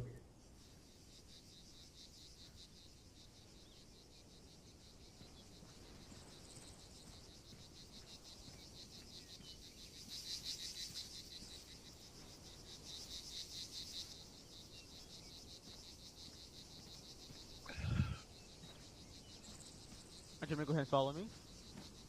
So this is basically a demonstration of how to create a dangerous crossing on a road or a trail. So what happened is that if we were a squad, you guys just keep following me because I'll be moving to show you guys. That way we can save some time. So if a squad travels, what happened is that the lead team or the front team will basically signal tell the squad leader, hey, we got a danger crossing up ahead or a road, and squad leader will come up with the lead team to them, alright, create a security or stop right here and create overwatch. So basically you'll find some barrier that basically provide cover for that front team to get online at and then look at the danger area. The team will come up here online or to wherever obstacle. It could be a rock, it could be a wall, it could be a house, whatsoever, as long as something like that can basically give you concealment if you do get engaged by contact. Once you get here by somewhere, you have the next step. Squad leader will then make a judgment on where the far side is at. What did you do to fix it?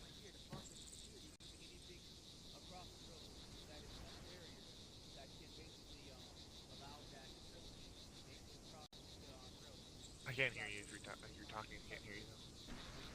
Sorry. Had it. Yeah, so I literally just rebuilt my loadouts. Like anyone that breaks, I just rebuild it. And like it sucks a lot, but I rebuilt it and I saved it and it didn't work. I have no idea then. Because every time. Say that again? How many loadouts do you have in your arsenal? 30 something? Like 30 something official ones. Yeah, I get you. Because yeah, I have a loadout for every billet in the unit. Yeah, which is fine. Cause I every time I do add one, every time I get a loadout, I save it. My problem is that it's not. It doesn't. I don't know why, but it's not. Yeah, working properly. Every time I've rebuilt them, that's fixed it, and it's got them working again. I rebuilt mine, and it still didn't work. Did you rebuild it on a unlimited arsenal or on a 506? Nope, I rebuilt it on a 506 arsenal. I have genuinely no idea then. And I would take it. I could save it as a test. The EST that would work just fine, and I could load it no problem. Then if I would go to save it as, like for example, machine gunner assistant, it wouldn't load.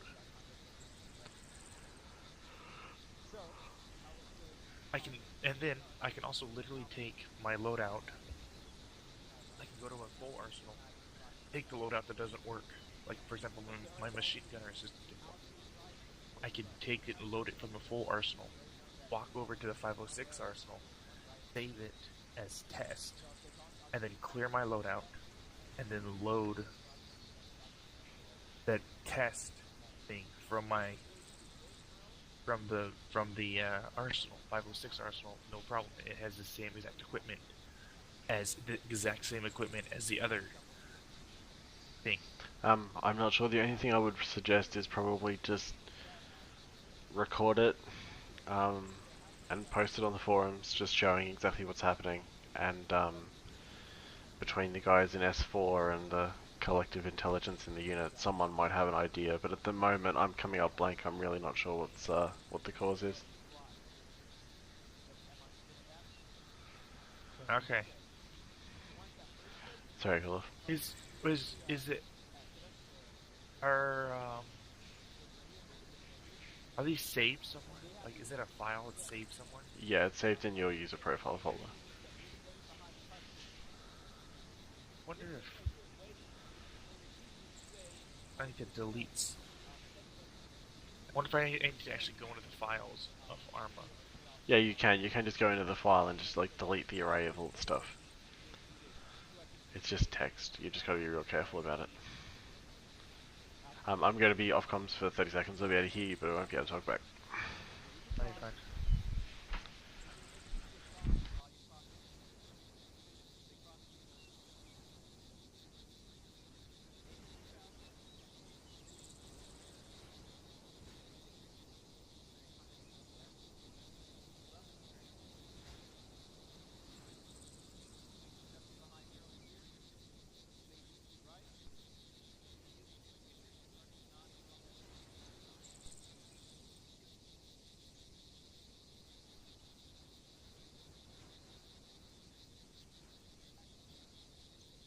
Yeah.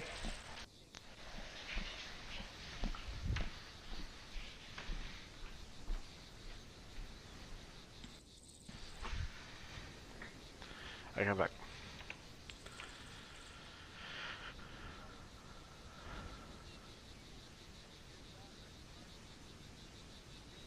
Cool, look at that. Oh, you're out of channel. Okay.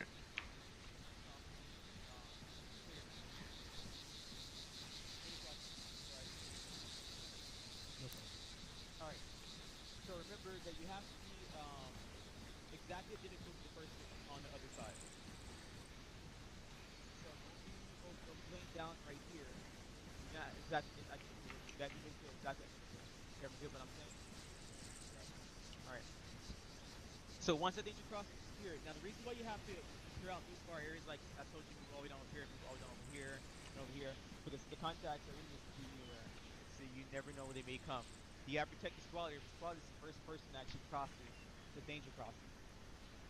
So you gotta make sure that's clear for the squad to move across first. Alright, so go ahead and follow me over here. When you've heard that order, be able to take initiative to say, Roger Alpha, actual this is Bravo are moving. But it could be any team, it could be Alpha that's moving across and Bravo's in danger crossing, doesn't matter. You can take initiative or you can just wait under orders from your squad leader. But we're going to say you're waiting on orders squad leader. So I would say, Roger Alpha, alright Bravo, we're moving across danger crossing. What you're going to do is that you're going to move across and you do the same thing. You're going to say crossing, crossing, crossing to the other side. But if you're the last man, like John Cena, last man, you would say last man, last man, last man to you across the other side. Reason for that, Sergeant. the reason for that is because that first buddy team, which is fire team leader and AR, when they hear last man and they hear the end of that command, what? Oh, you have to wait. Okay, yeah, come over here. So what would happen is that if you're the fire team leader AR, when you hear that command, the fire team would just say, "Alright, AR," or in other words, "Alright, Johnson, let's go ahead and recover. Let's go ahead and move across." And you would say, "Alright, team 2, we're moving across," and then you would basically just recover, and then you guys would move across. And then you guys would say crossing, crossing, and whoever is the last man, you would say last man. You guys get what I'm saying? Roger. Alright. Tracking. And then, when that buddy team's across, the last man that buddy team's across, guess what happens then? The second buddy team will do the same thing. So as they would say, "Alright, what's his face? It's gonna recover, let's go ahead and move with the rest of the team." And then you guys recover and you'll move across, and you'll say, "Alpha, this is team 2, we're on you," or whatsoever. Now, like I said, if you're that team that were crossing, just moving, if you're the team that wasn't securing the danger crossing, you'll basically move across to this far side security and get it secured until your squad leader gives the command to continue on moving. So any questions for the whole danger crossing? I know it was a little bit expedited, but if you have any questions, because you guys will be demonstrating that you understand it later on. I have one. Yeah. Make sure to talk to C or Q. That way we know who's first, stuff like that. Or that we just call on you. Wait. Corporal Hardman has something. Yes, Corporal Hardman. Thank you, Sergeants. I just wanted to address it out loud because it was kind of going on in chat there. When you're crossing through, if you are the last element crossing that is not part of the security, you need to yell it out. Because as Sergeant Smith was saying, you may have a situation where you guys are pulling security for another squad, for a platoon, for the whole task force to cross through. So the people that are crossing may not be on your net. So saying it on net is going to do dick all for the guys who are laying on the ground if they're, 2 squads away, let alone the next fire team over. So you need to yell it out, and then if you guys are pulling that security, not crossing through it, when you pull up from your security position and then you cross over, that's when you can say it on net, because at that stage you're all the same fire team. But if you guys are part of the movement element that's crossing through that secure area, saying it on net is not going to help the guys that are actually on the ground for you. Does that clear that up? Yeah, thank you, Corporal. Okay, Roger. Yes, you make sure you're talking on direct communication and you're on yelling. They go on yelling, you press Control Tab. Yes, probably.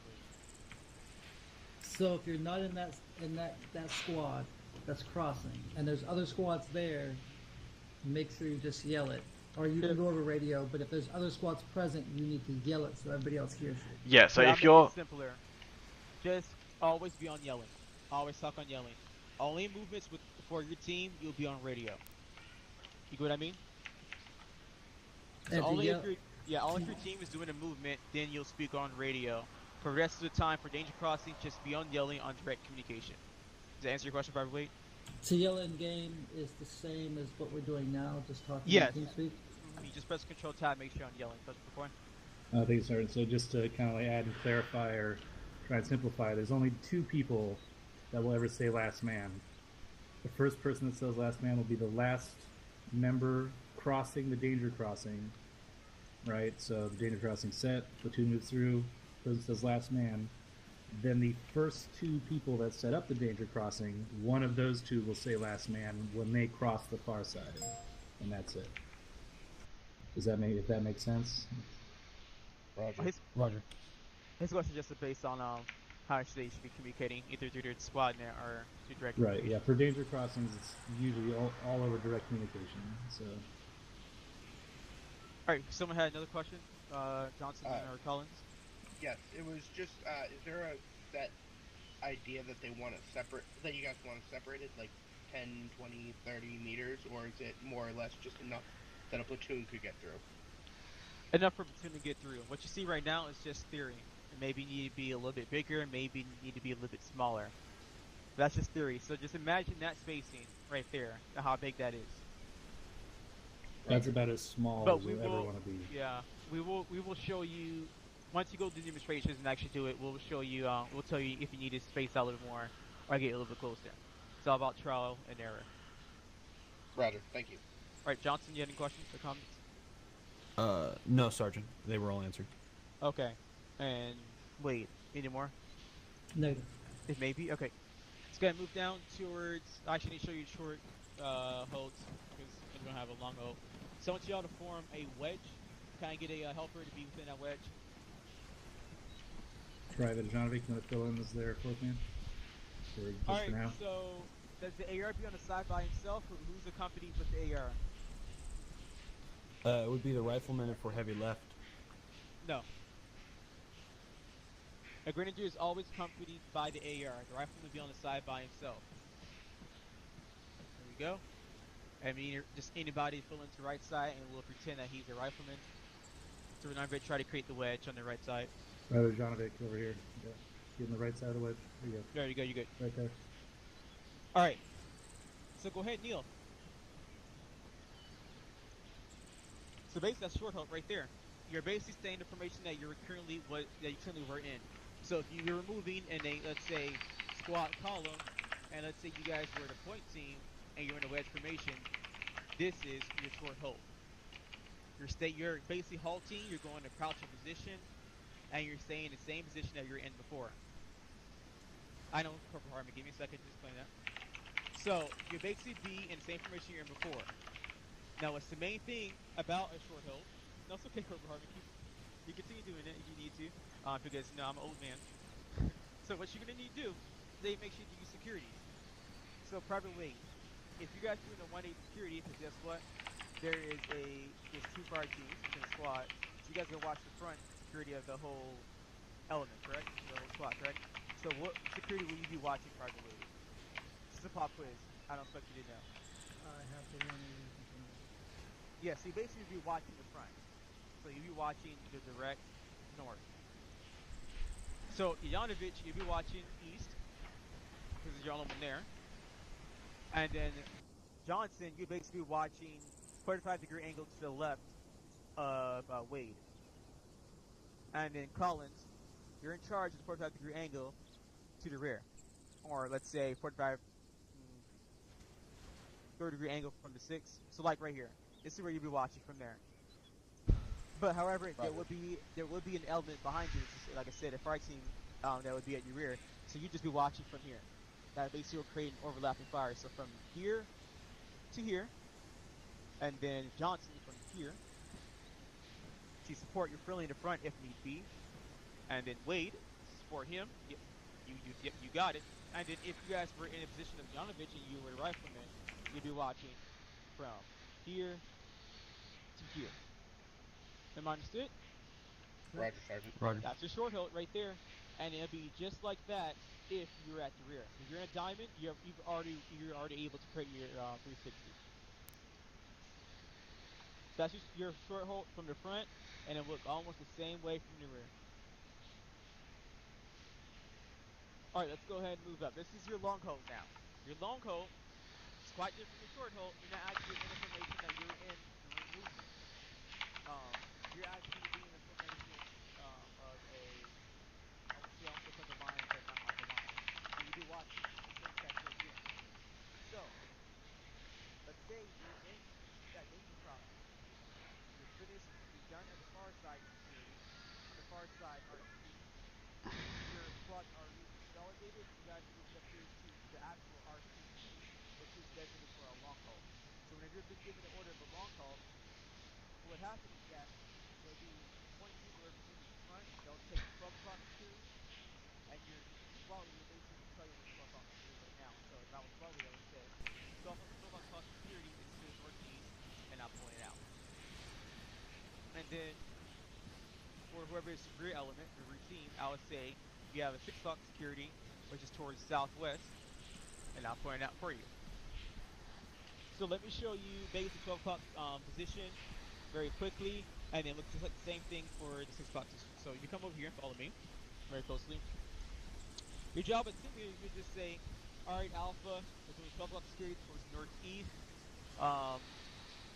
Team 2, you do the 2 o'clock position. That's 2 o'clock position right there. And then AR, you and I will do the 10 o'clock position. So you may be confused when you get to an actual open area, and then when you get demonstrated, you'll be confused where how spacing should be.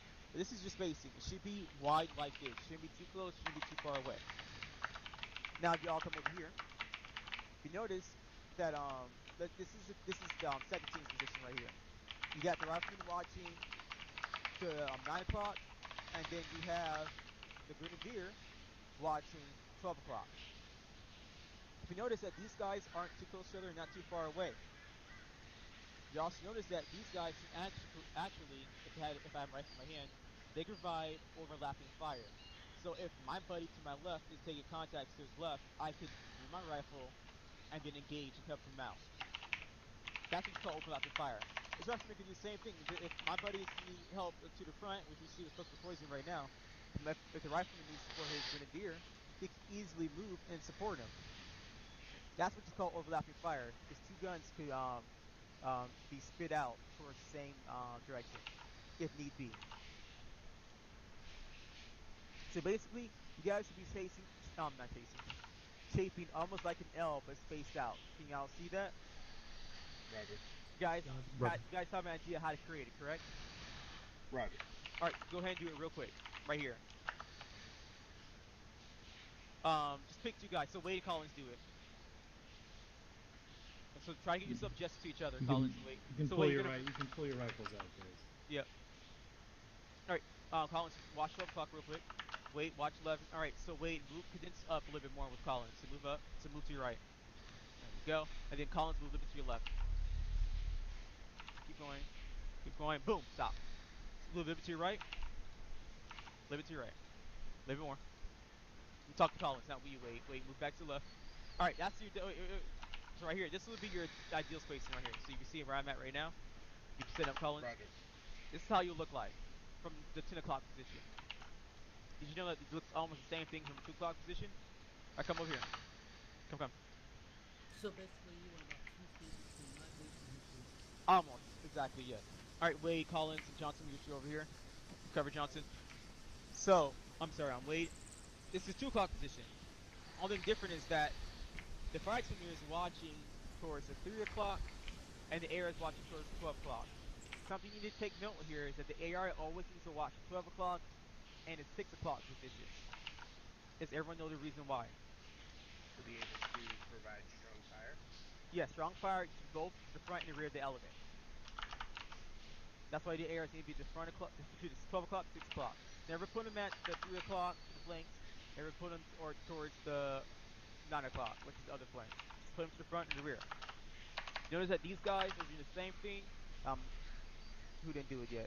Johnson, you do it yet? Johnson, since you're the AR, finds the position. And then, yep, wait, or whoever it is, yep, help him out. Basically, almost like that. But y'all spacing would be a little bit perfect. So yes, John, stay where you're at. Wade, yeah, there you go. It's almost really what you would be, but Wade, you wouldn't be that too far to the left. You'd be a little bit to your right. But you'll be able to go over this once we go to our movement. All right, go ahead and recover. Sergeant, just a quick comment for me. Yes. So Johnson, you notice when you're laying down there, can't really see shit over that rock wall, can you? No, Specialist. I'd assume that I'd be taking a knee.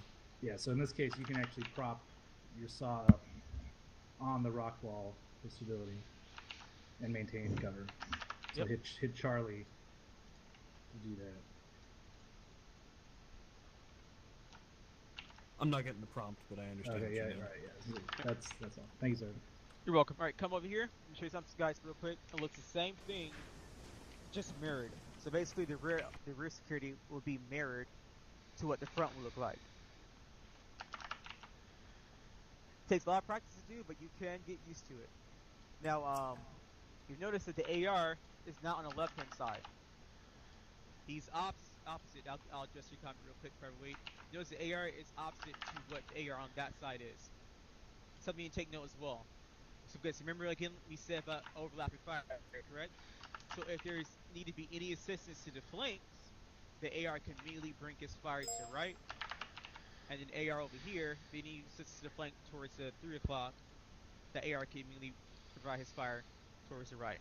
So that's why these guys gotta be on opposite sides, diagonal from each other. Everyone understands what I'm saying? Tracking. You know why it looks like that? Alright, Collins, or who had a comment? Wade? Yes, sir, I had. Sorry, y'all look like twins. Go ahead.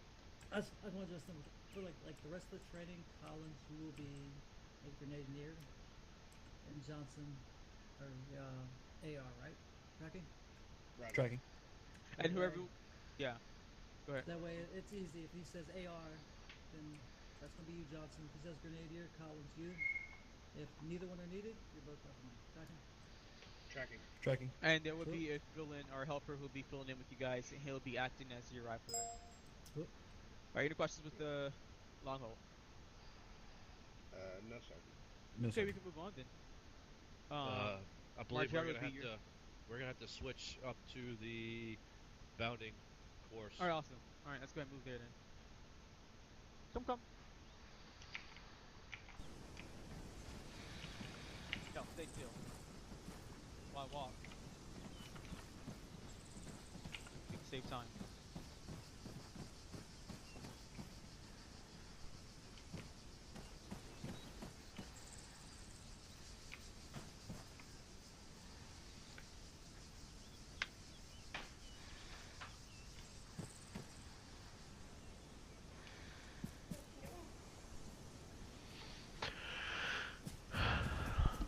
So this basically is a transition from movement to maneuver. So come over here. So guys, remember from what Sergeant. I need a volunteer, please. Any helper at all. Johnson. No, no, not you guys. Talk to the helpers. Oh, sorry. Alright, Alpha, I need you to get you guys online. Rock wall, tell me now. Basically, that's your preparatory command, such as I told you earlier about getting online. So get online with the rock wall you see behind me. Take your rifles on your hand. I need a helper to fill in with the privates, please. I got it. Thank you, Corporal Hartman. Right out.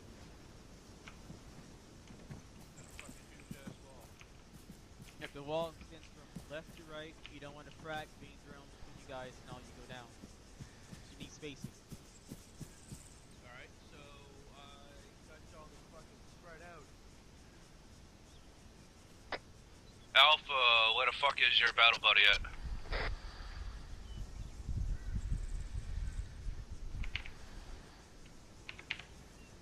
Well, he's not coming. Where's my AR? On you, Alpha. Communication.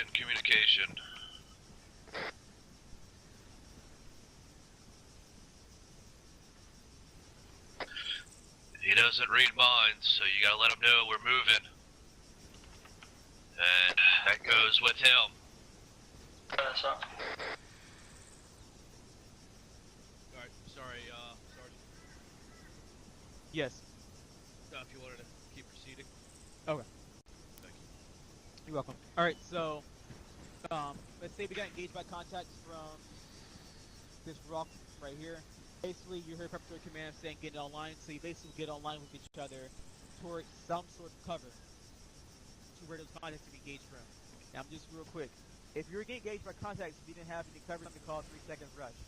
Engaged by contacts, you immediately will get hit to deck, figure where the contacts are coming from, and then send out that contact report. Then you're gonna figure out where's the next cover. The next cover is basically the rock wall in front of me, so we will do a 3 second rush. But you guys will bound that way. So what happened is that all of you together were bound by buddy teams. So one team will stay to the ground and then try to fire if they can't see while proning kneel. And the other buddy team will do a 3 second rush.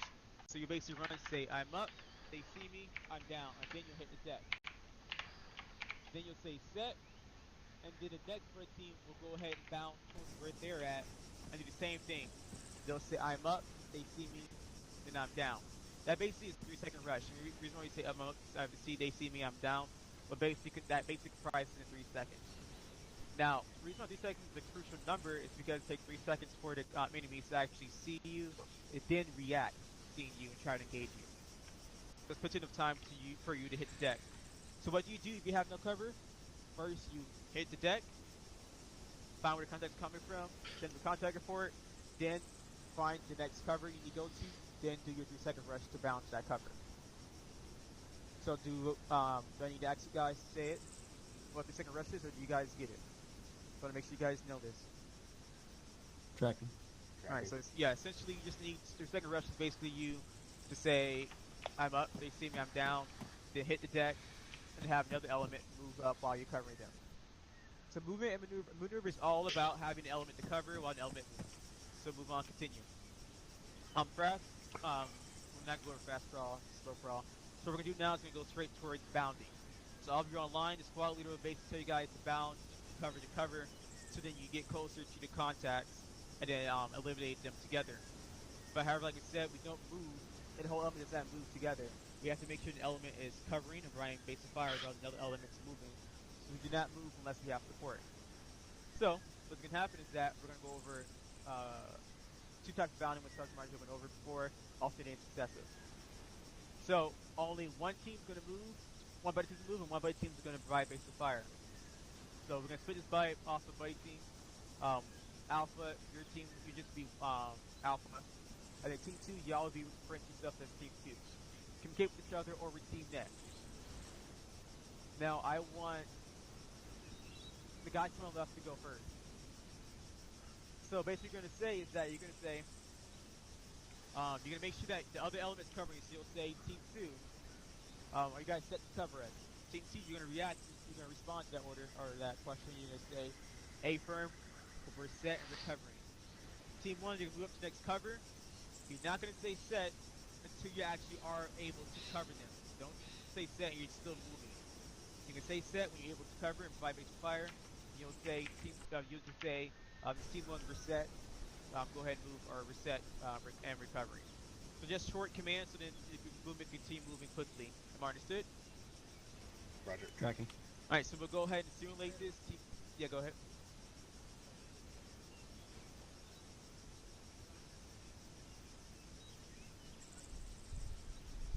You don't have to do, so we have cover in front of us. You don't have to do 3-second rushes. You're already behind cover. What I'm saying is that if you're in an open field and cover is about 50 meters in front of you, 100 meters in front of you. So if this was covered right in front of us, then you have to do 3-second rush to it. Good, I'm saying?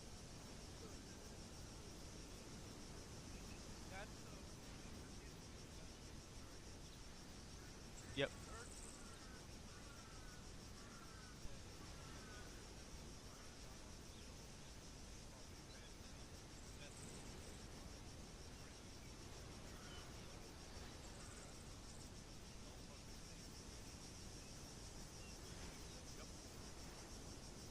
Yep, so basically, if you're in open field, you do that 3-second rush. Right now, we have cover in front of us, and we're behind cover. You don't have to worry about a 3-second rush.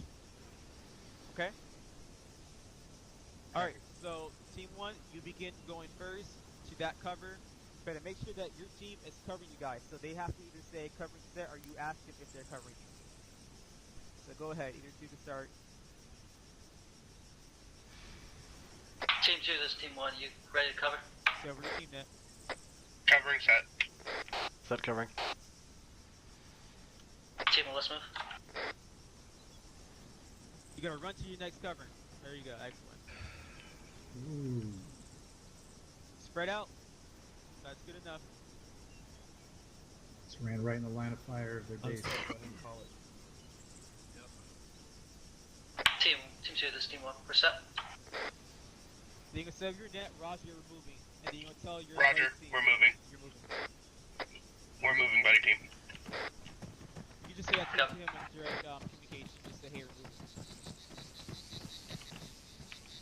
You heard what I said to him earlier. Make sure you say you're moving. Set. Covering. You say they're set, so make sure you say, Roger, I'm moving, or we're moving. Yeah, keep going, keep going. Yeah, keep going. Roger. Team 2, ready to set? You already said you're set, Jen. We're about asking you. Yep, just say we're moving. Team 1, moving.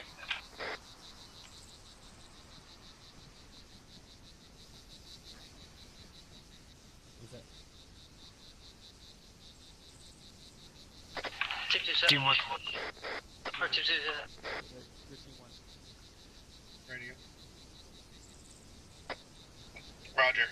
Moving. It's all about Yep. Set. Team 1, moving. He's fucking ready Excellent. to move. Don't ask. There you him, go, fucking Private say Wade. Team There you go, 2. excellent. Move it. Team 1, set. Team 2 moving. There you go. This was just Set. this was successive. Now you're all changed to alternate now. But continue moving. Team 1, moving. You'll notice the change to alternate now.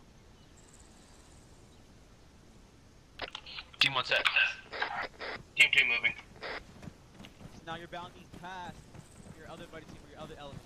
Alternating bounding now. Team 2 set. Team 1, moving. Alright, Collins, make sure you call it out before you move so your guy knows because you're leaving him in the dust. Oh, sorry. Yep. Continue. Team 1, set. Team 2 ready to bound. Bounding.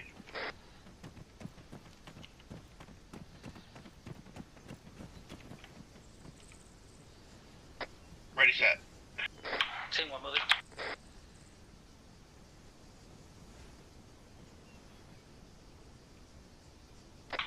Team 1, set. Bounding. Team 2 bounding.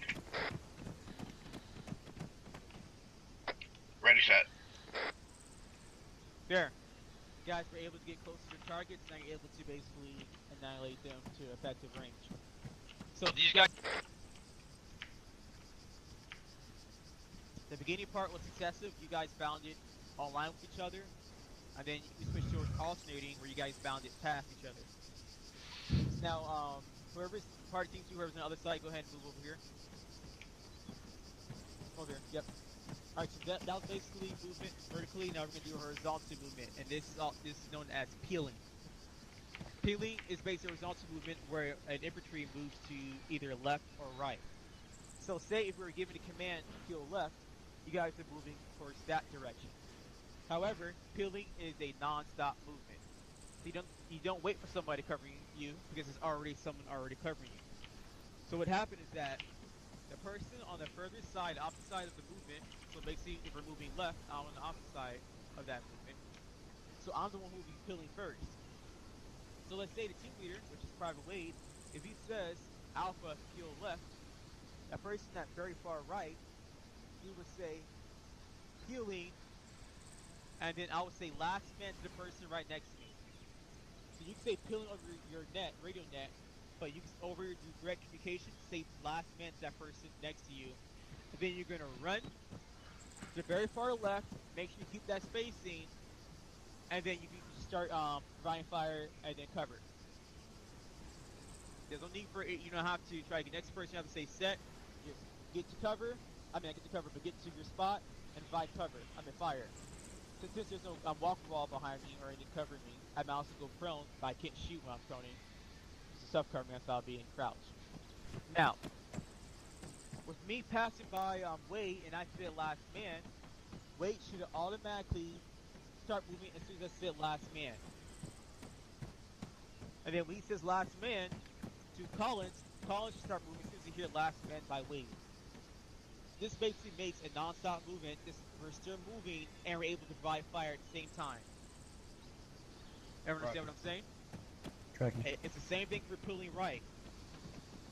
Corporal Hartman is the person to the far left. If we're peeling right, he'll be the one peeling, and you'll say, and then run sprint towards the end. All right. So you guys say you got it. All right. So go ahead, Wade, give the command towards your team to peel left.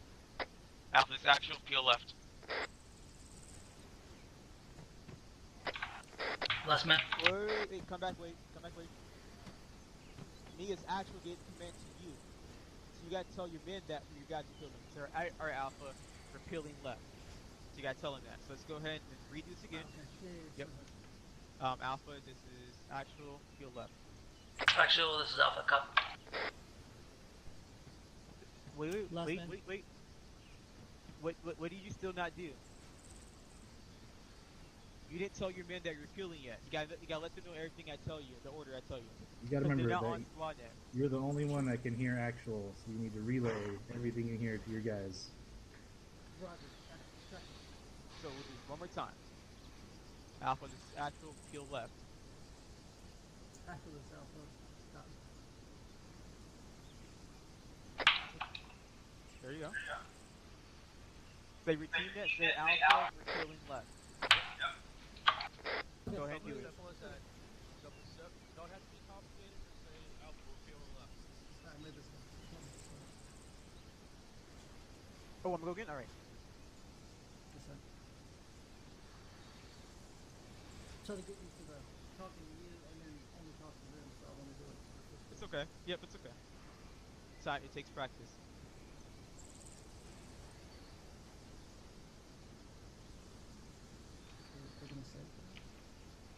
You're gonna say over your squad net, say Roger actual. So like here, so let's pretend I'm you, right? So Mark, you gotta take your actual. Go ahead and do it. If you're on squad net. No, I was waiting. I was just waiting on you to tell me so I can move. Oh yeah, I already did. I already told you over your squad net. I already told you to move over. So the Alpha is actual, peel left, on now. Roger actual. Alpha, we're peeling left. Moving. This is what you'll do if you're the team leader, okay? If you're in the far right and you're a team leader. I know it's a little complicated. You get what I'm saying? Yes, sir. Like I said, I'm trying to get used to the 2 different buttons and who to talk to. So I was waiting on you to tell me again. But yeah, I got it. I'm ready. Alright, okay. So I'll tell you again. Alpha, this is actual, peel left. Actual is Alpha. Copy. Alpha, we're peeling left. Awesome. Last man. Awesome. you immediately move. Since you tell you last man, you start moving. Collins, go ahead and move. You have to worry about him getting Moving. set. Say last man. Last man. Go ahead, Justin. Last man.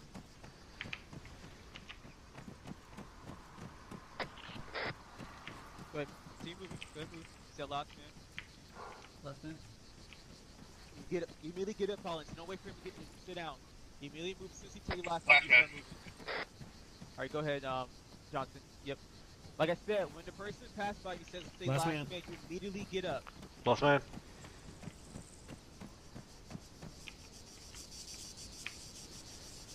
Take time, wait. Sorry, that was my overhead. That's okay. It's fine. Last man. Last man. All right, hold your movement. All right, hold your movement real quick. We're gonna go ahead and do this towards the right, okay? That way, make sure you got this, and that'll be it, and then we'll go straight towards our bounding course.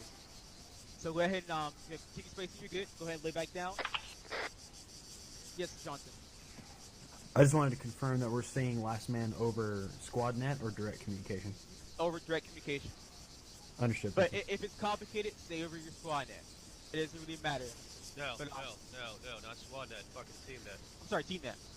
Sorry, team net. Yeah, that's what I mean. I understand. Thank you. As long as the person next to you knows your last man, so they can immediately get up and start moving. Corporal Hartman? Thanks, Sergeant. The only comment I have on that one, Private, is that if you say it over net, it's hard to tell exactly who you're saying last man to.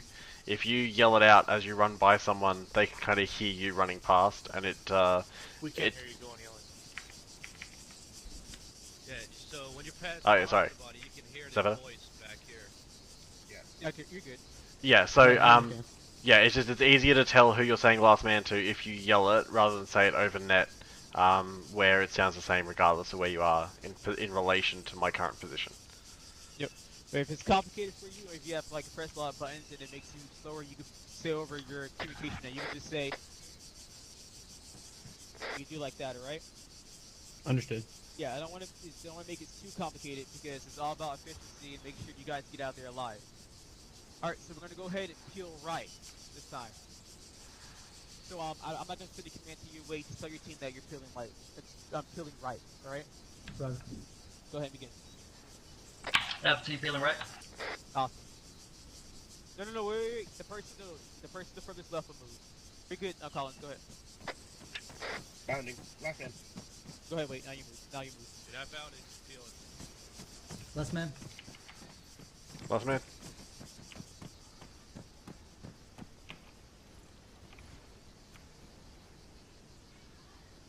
I'm having an overlay issue. It's alright. Yeah, I know. It's alright. Yeah, Z voice sucks. Last man. I have the same thing. Last man. Last man. Alan, good morning, you guys did a good job. I believe he did Last the man. basics of it. Alright, let's go ahead and move the CQB course. Sorry, no, ignore that. No, we're not going to CQB course, no sergeant. Hey, Take sir, some orders. You're gonna come over to this blue flag, and you're gonna go to Bounding Overwatch course. And Private Wade, we'll address your question once you get there. Just saw it, I'm sorry.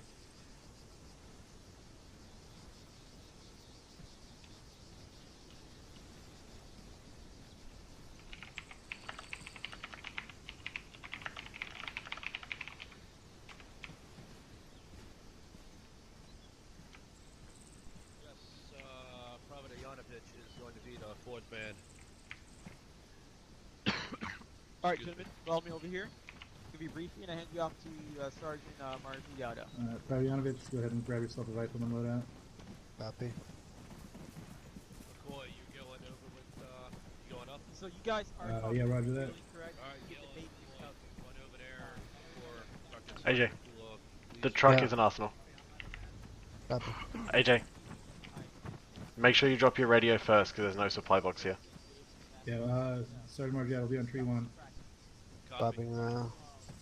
Roger. This part is not your FTX. It's not the part where you get judged on and graded on performance.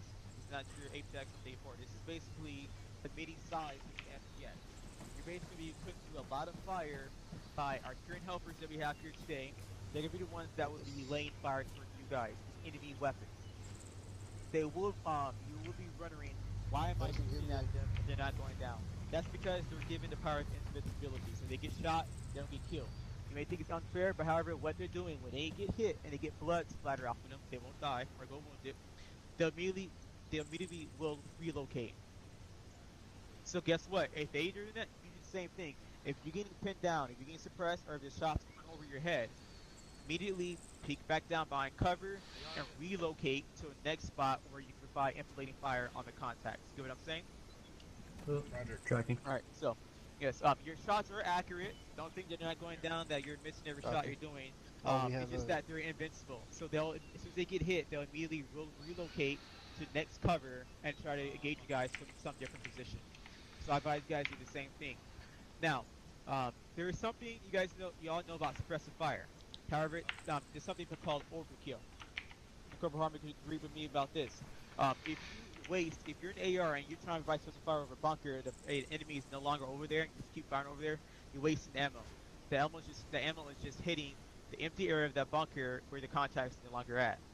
The only time you should be suppressing fire, if there's a contact in that location and he's still there, you continue providing suppressive fire if he's gone for about 5 seconds. If he doesn't peek no more, you keep your sights on that position. You wait for him to peek back out, and you immediately provide that suppressive fire, and you do your burst fire. Am I understood? You guys get what I'm saying? Roger. Alright, so it's all about ammo conservation. Like we said to you guys many times, we're light infantry. So our main things we gotta worry about is, number one, ammo conservation, and then number two, that we're light infantry, so we move fast. We cannot stop for a minute. So with that said, you guys gotta make sure that you continue moving as need be when you're stopping. You can't stop the same position over and over again. So what happens is that mortars will start zeroing your location. They get closer, then closer, then closer to you, to where they actually will enter you. Now me, I will not actually land a mortar round right on you, but I'll put a mortar round very close to you to where it lets you know you need to move. Now, we learned day one about, actually learned this though, but when we talked about smokes, smokes can cover a large area, just one smoke, based off telling your wind speed. So go ahead and press Shift Kilo. Now if you take out your compass by pressing the Kilo key at the same time as well, you notice that the wind is moving some kind towards south, southwest.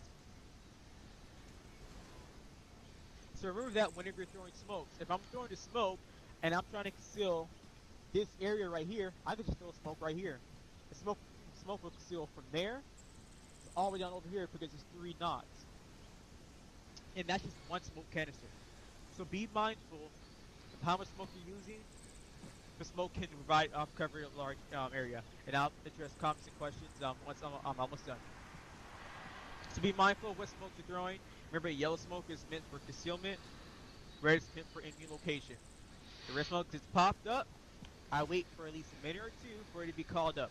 It doesn't get called up, and mortar round Physical, ready to check on frequency 3-1 over. It will land very near you to where it will hurt you. But, Charlie 3-1 over.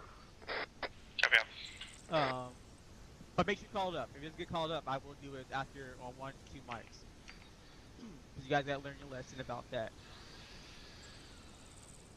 It's the last one. I want to make sure the rest of you guys. Alright, so remember, however, you gotta make, like I said, guys, you gotta make sure that you have an element covering. So if you guys are getting engaged by contact, and you say, oh, we can't move, we can engage by contacts, this is what you do. You provide suppressive fire. So you do your sustained or effective firing mode, firing rate, and you'll gauge the position where the contacts are at, keep the heads down so you continue moving. So that other element can move up, or bound up. So ever get what I mean by suppression to enable your maneuver? Roger. Alright. High man, low man. Collins, if your rifle was on your hand, and you shoot over me, you're the high man. My rifle's in my hand, I'm the low man. That's high man, low man. You guys can shoot over each other and still be at the same point. So this means that Collins doesn't have to get himself all the way out in the open just to shoot past you. Just say, hey, Collins, go low man. There, I'm high man, low man. So everyone gets what I'm saying there? Everyone gets that point? Alright. At the end of this whole exercise, we will have our after action review. It's not meant to criticize you. It's just meant to help you out and then give you ways to prove yourself so you can be ready for day 4. Hua? Hua. I leave you to you ask the squad leader, Sergeant Margariata, who will give you rest of your briefings. Corporal Hartman. Thank you, Sergeant. The only thing I was just going to chip in, just on the ammo conservation front, just keep in mind, guys, our operations can be up to 2 hours, and you got 10 mags to survive you 2 hours. So you want to just keep that in mind. There's never a guarantee of resupply in the field, and you don't want to be that guy who's running around with no mag in his gun. So just remember that, that you've only got so much ammo, and you may not get any more. So don't just blast all down range as quickly as you can. The only other thing, I believe one of your actual instructors will cover it, but just wanted to check it off real quick. Team lead, I will be on SquadNet. I am acting medic for you. If someone goes down, if you need medical assistance, I am not listening to your teamnet, so you'll have to call that up over SquadNet, and then I can go and do the fixes. What will be the call sign for the medic? Mike. Yep, Mike, medic.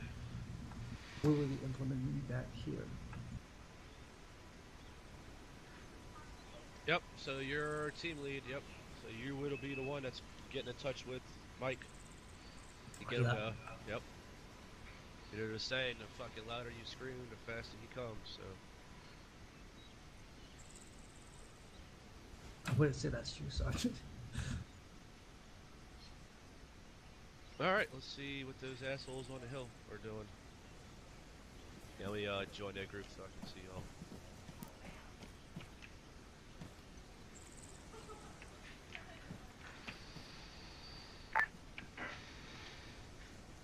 Op 4 is Blue 4, over.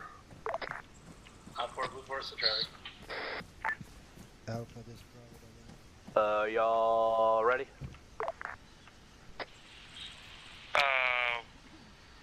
Holmes ready. Gillen. Blue 4, Op 4, stand by, over. Alpha, this private Ayana. Arma3.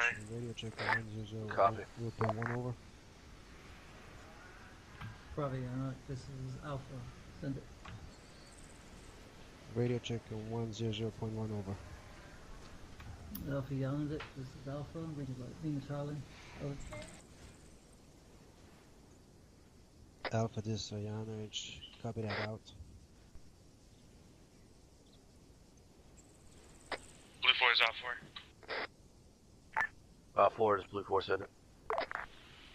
We are ready to begin, over. Op 4 is Blue 4, good copy, good fuckers. Out. Alright. Sergeant, I had one question. Send it. How would I switch to the grenade launcher? F. When you press F once, it goes to fully. When you press F again, it should bring up your. There you go. Okay, awesome. Thank you. And you reload just as if you would reload a mag. Press R while you are in the 40 byte mic position. It will not reload it otherwise. Roger. Thank you. Excellent. Send it, Corporal Hallman. Thanks, Sergeant. Let's make sure we got tracer mags on. Ready to rock. Okay. Stand by 1 second, Alpha. Grenadier, just remember you do have smoke rounds in that too. Smoke No, he does is. not. Oh, he does not. Nope, that is. I believe that is something that's not given in. Okay, Yeah, disregard. just the HE. Okay, I'm going to shut the hell up. You guys have fun. Alright, gentlemen, range is hot, range is hot, range is hot. Alright, range is hot. Fucking. There are 5 flags down at the end of this range you need to get to. Make it happen. Hey, Collins. Op 4 copies. Are we gonna be bell buddies? Yes, sir. Copy that. No, not a stir. Johnson, confirm you are my rifleman. My AR. I'm on you. Oh, you. I'm confirming I'm your battle buddy and your auto rifleman. Sergeant, did they all get their grenadier and AR weapons confirmed? Yeah, everybody's.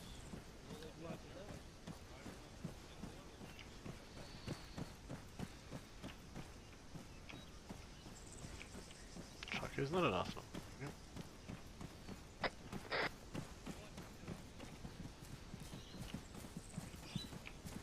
That's what you want. We're gonna get shot right like this. This is a bounding. Oh, this is a bounding Overwatch course. Remember that little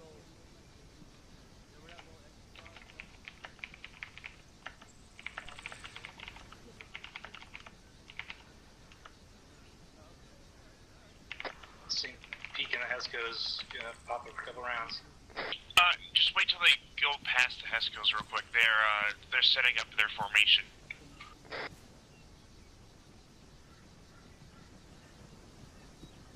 Wilco, over. Out. Sorry. Alpha, this is Collins. Do you want us to both go the same direction, or do you want me and Ionovich to go the other side?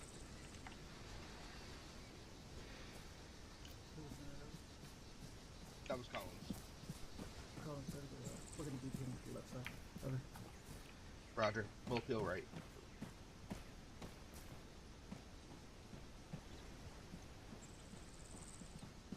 Now, as soon as you see him again, you give him 3 seconds and start firing.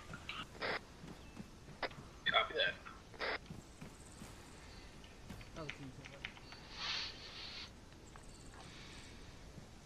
Last man. That ain't good.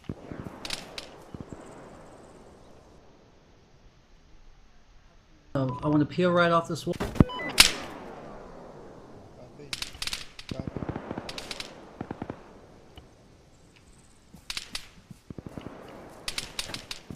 Oh shit. You want me to move up?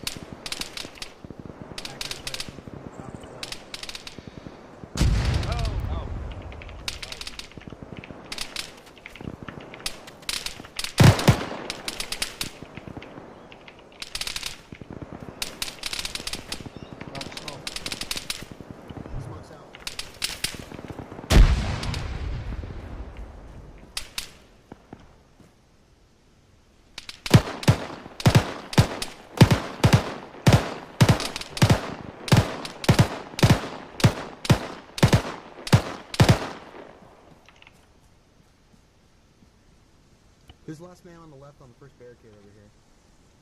Private Ianovic. I'm gonna grab Alpha. They ran ahead, sir.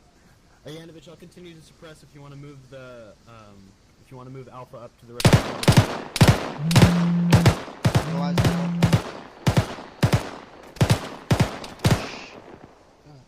Alright, Yanovich, you need to get your ass off to your battle buddy too. Now.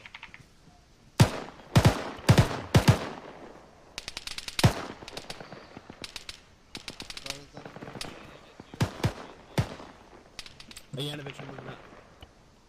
Ava, I'm moving on you. Fuck, you got enough to fucking hot an aircraft carrier with all this stuff this week.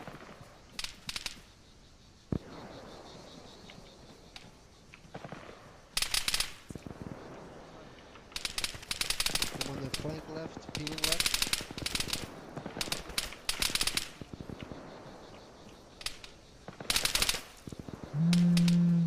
I'm gonna throw a second. Margie, I'm getting your legs. Thank you.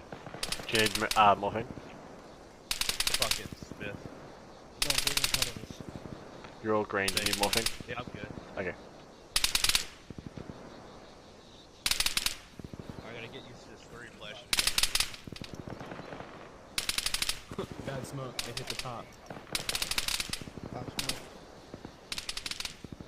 I guess let's. Fuck.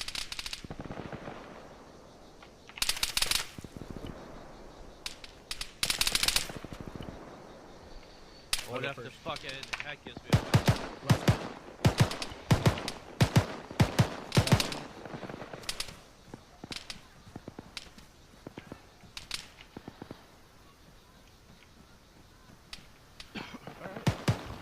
What do you want? Yep. Keep moving. IDF. This is where you guys be putting fucking cover fire down. I'm on the right. I'll open up suppressing in time 5.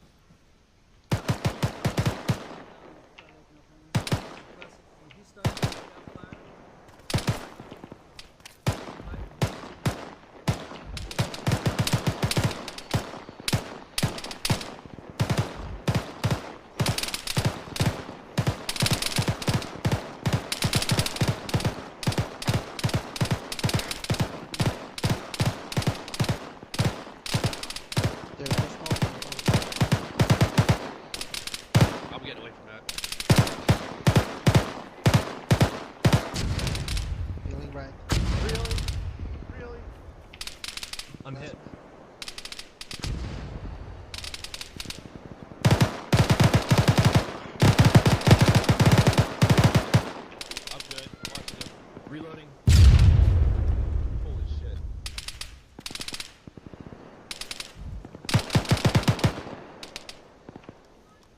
Weight is down.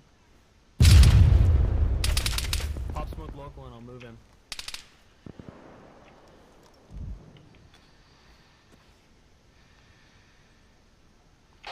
Margie, how copy on tree 1? I'm reloaded. Yeah, I got you laid my Charlie on 3-1. Yeah, Roger. They got a guy down. I'm gonna wait for him to call it. Yeah, they haven't said anything. 2IC needs to call up to medic. Oh, fucking right.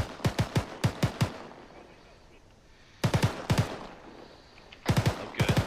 Medic, this is 2IC. Our CO is down. Alpha's down. Roger, I'm moving it on now.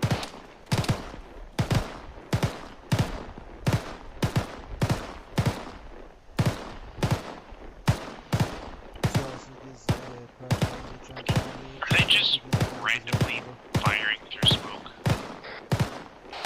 That is an AFA. Reloading. This ought to get him moving. Oh, Yeah. fuck. What you going for Reloading. next? Yeah, I'm doing legs, Magic. Magic. Alright, start at top. Got head.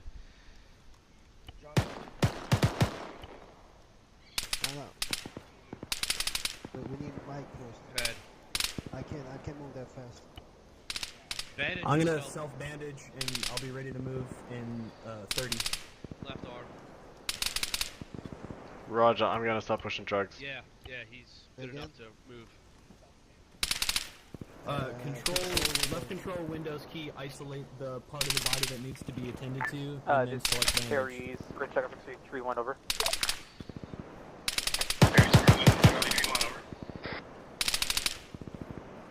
Roger, Harry's out. Alpha team, what we're gonna do is we're gonna hold fire here until we get specified, and then time to give everybody their treatment, and after that, we're gonna move. Okay.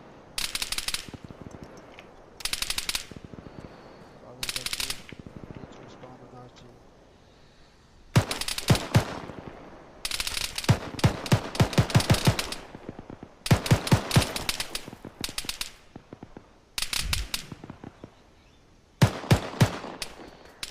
Alpha, I'm distracting the right fire.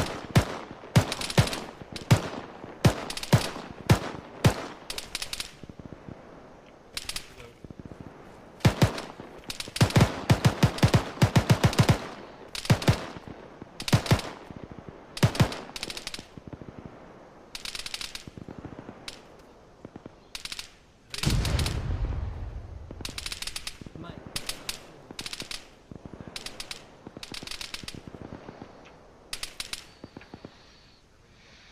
Alpha, this private Ianovic Collins is down. We need some Mike. Over.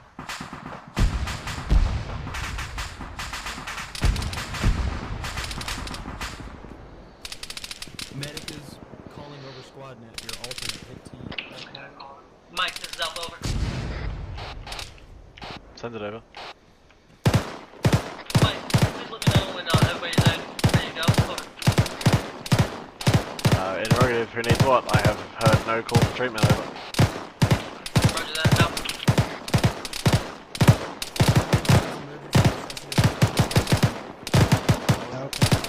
Mike, Send it. Mike, this is Alpha over. Send traffic. We have somebody that needs a medical attention over. Private calls. Well done. Out. Alpha, this private Ianovic. Over.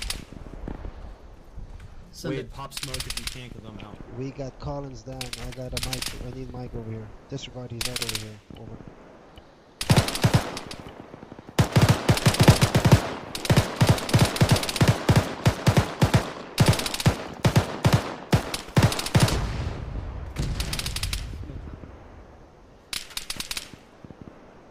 Reloading.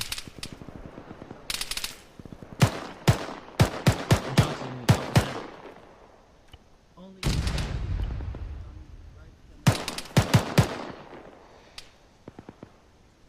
Roger, when you are. Smoke is good cover. Alpha just went down. Mike, Mike, are you still up? Just back up now. Okay. Alpha just went down. I'm gonna try to self-treat, but we're gonna need to move up to the next cover as soon as possible. Anybody that's left in the squad, Collins, Ajanovic, just try to identify where the cover is coming from. As soon as we get squad lead back up, we gotta bound up right. Stay firm.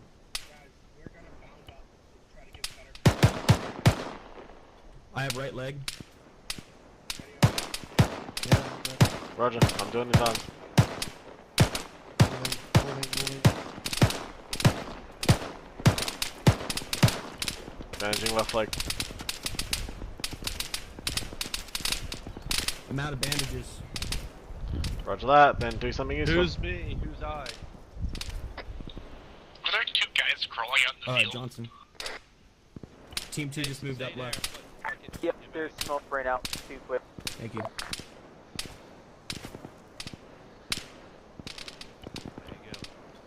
Okay, pushing Thanks, morphine. They're on the far right of the compound. Welcome back. You guys need to move. Team 2 made it up to the second, to the next barricade up left. If you want to mirror them on the right.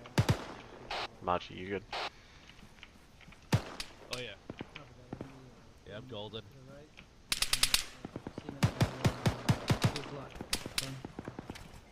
Roger, smoke is good. Pop yellow smoke over near the inside of that ram barrier. Johnson. We gotta move. Let's I'm talk ready. it. Go More ahead. action. The cops are in Do you have RPG any order. yellow people? I'm black on yellow smoke, but it's good cover and I'll Say again your last. okay, good. I just got a fucking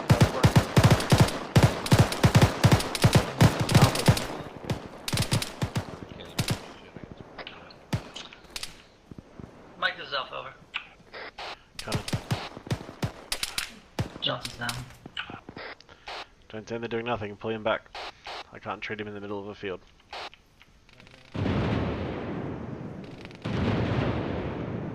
Alpha team on that compass. Gather yourselves in the middle so that you cannot be shot at. I need to regroup this team so we can find out where each other. So whoever's on that, there you go.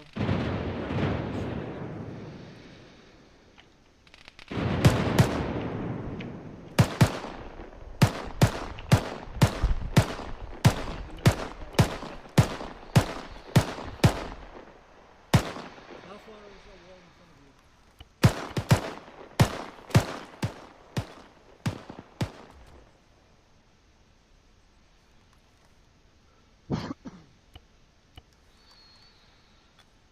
What am I?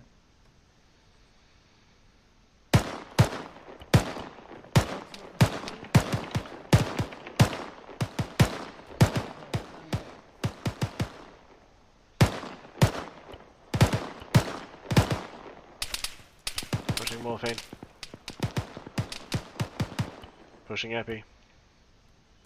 So at this point, you're just sitting back. I'm up. Shit that you see going on up there. Wait, I'm standing.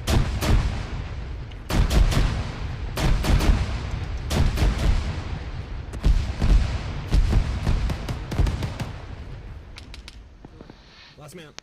Fuck peeling right. Flag ain't this way. That was too much AGS for me to not stand beside it. That was too much AGS for me to stay there. Yeah. Oh, it looks like they've all moved up.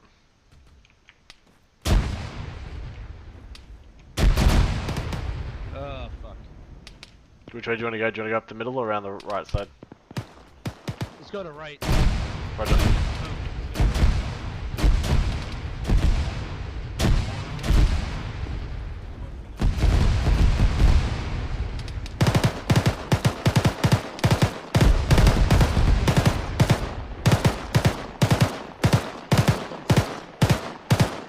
gonna be pulling left. You guys set? Give us a suppressed fire. We're moving up. Johnson, clear. Left. Last man.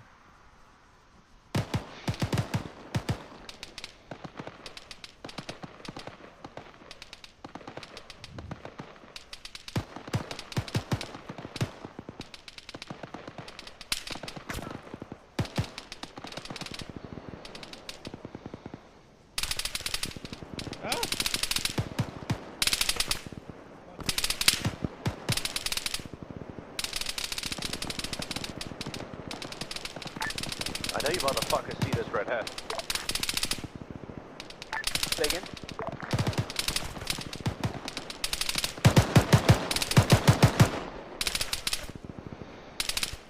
I said I know you motherfuckers see this red hat. You guys, text you guys that, red hat is hard red, please don't shoot him. I'm busting your balls, y'all can shoot at me. If you cannot shoot at me though, that'd be great.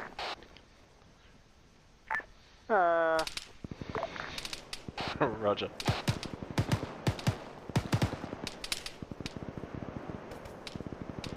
They're in a pickle now. They ain't got no more no more smokes. Yep. Already. Apparently we didn't talk enough about ammo conservation. No, that's just fucking... No, you don't have a tactical bone in that poor man's body. Mm-hmm. But he ain't giving up. Moving. Let's move up to him. I think we'll be alright. Yeah, roger. Yeah.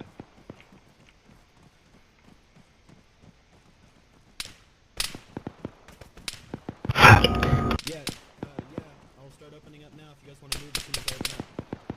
When he starts opening up, we're gonna feel left, we're gonna move over to San Copy. Johnson, let it rip. Come on, I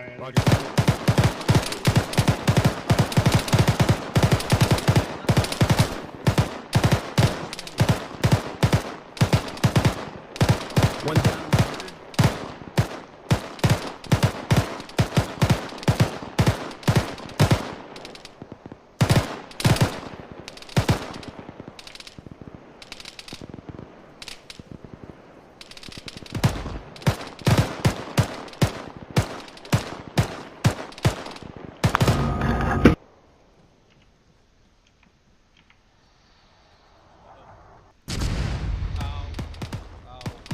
Very ow. Moving. Fuck you, Spit. Disregard, I'm slow. I got hit in the leg. Hold on for just a sec.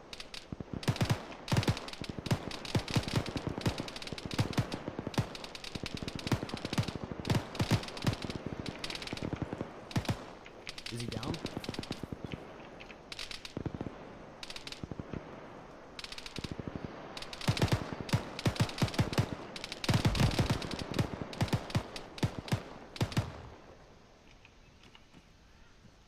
If you guys open up for about 10 seconds, I can make my way to you.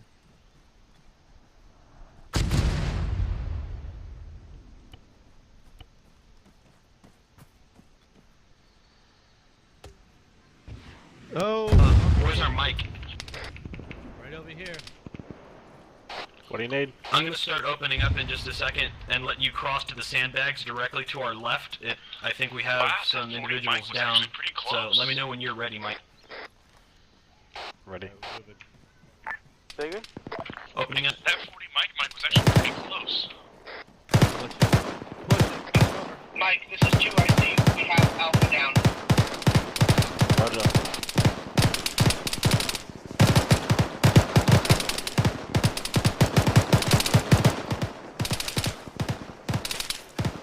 Mike is here. Fuck. Everything is set. Hey Jay, I got it. I need some more when you're ready. Pushing morphine. Pushing epi.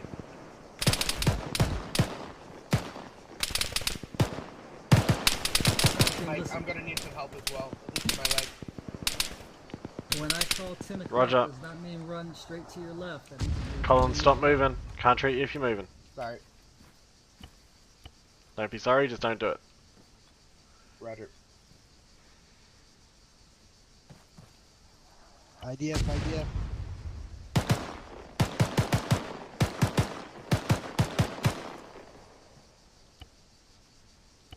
Okay, I've got a spoiler alert for you all, just because I'm a mortar section lead. Here's the secret. The longer you don't move, the easier it is to hit you with a mortar. Yeah, we Fun mortar facts. Oh, dude, does anybody have smoke? Collins, you're all bandaged up. I have one. Mike.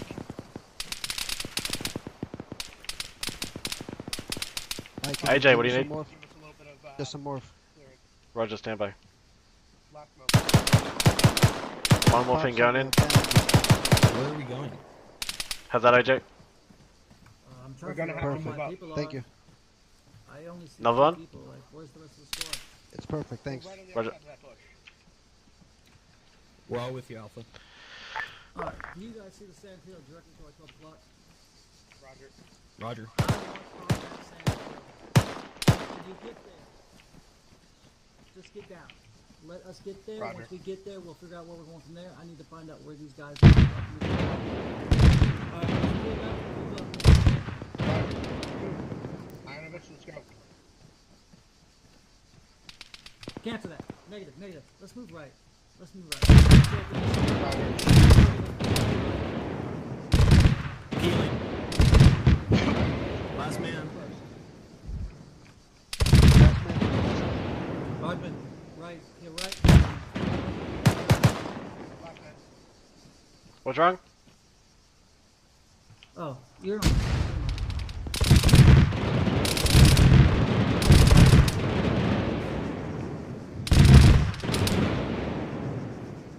Margie, I'm not running out there yet. I'm not either. I'm gonna pretend I've had medic training and not run into the gunfire.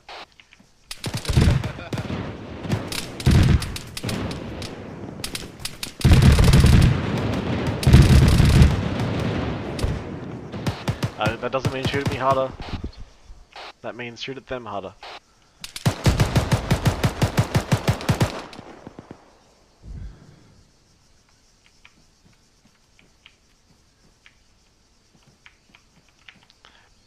Margie, if we go on our left, we might be able to make it up to that house somewhat concealed. Say it again, lad. If we go on our left, we might be able to make it up to that house. Alright, yep. Oh, it didn't hit him. Actually, maybe not. I've got a bunch of smoke still, though. Yeah, we're gonna pop smokes for us. They could just not shoot at us. Oh, never mind. PV1s are at the house. We're not going to the house.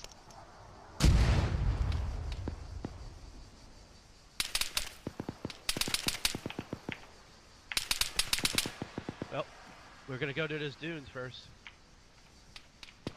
Roger that. We going? Yep, let's move it. Roger, moving. Nope, new morphine. Oh, fuck, I'm fucked up. Okay, get back, get back.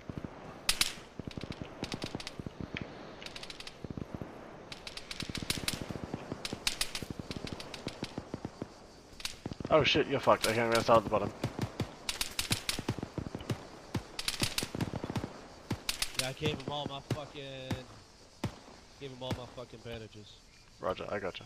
I didn't expect to get fucking raped by mortars today. Yeah, that's fair.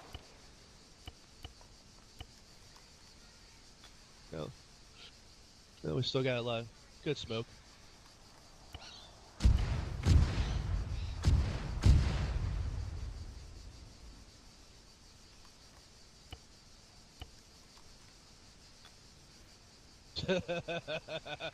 One. Right leg still. To that, we're good to go. Yeah. And your head's still fucking fluorescent red.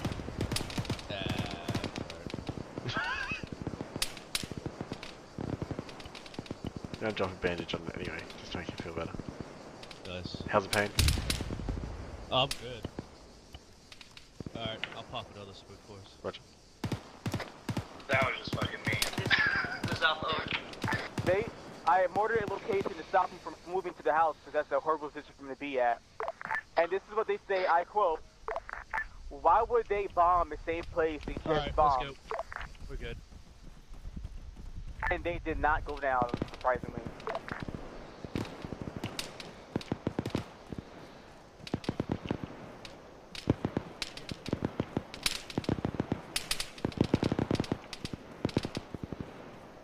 I felt really bad for that guy who just crawled across that entire field. Oh, I know, right? Collins, I'm gonna make your way to your stack. Ajanovich, if you look, there's the big green tower in the very center, just up slope about 20 meters. There's somebody leaning over the sandbags that you might be able to start.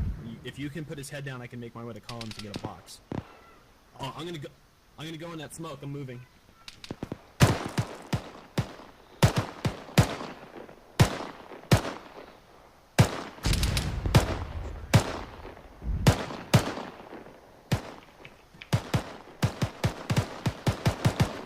It is so easy to see you guys. How are they not more effective at this? They've only launched 140 mic that I've noticed, right? Literally, the only time I put my head out this entire exercise, I can see two of you incredibly clearly. Yeah, I'm propping up on the wall to make it easier. Proud of you. Oh, you got me that time. Yeah, that's me shooting at you.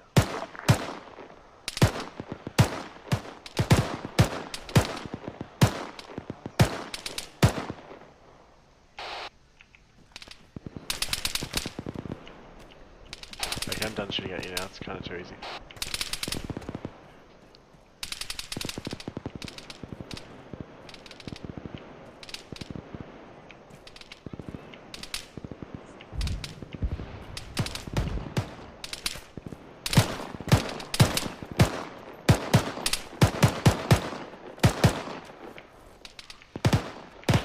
Mike, this is Alpha over.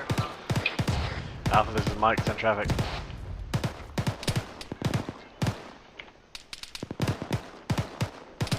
Was that you, Mike? Just shot me in the face. I'm a good Mike. I'm gonna call it preventative maintenance. It's painless. He's very... Alpha, this is Mike. Send traffic. Wait, he could have shot you in the dick. Too He fucking can't small. hit something. He can't hit anything that small. Alpha, Mike, shots fired, over. 2IC. Alpha is down. We need medics on 3 of our guys, including Alpha. Roger, be advised, I'm still pinned down over here. I'll try and get to you guys when I can. Roger.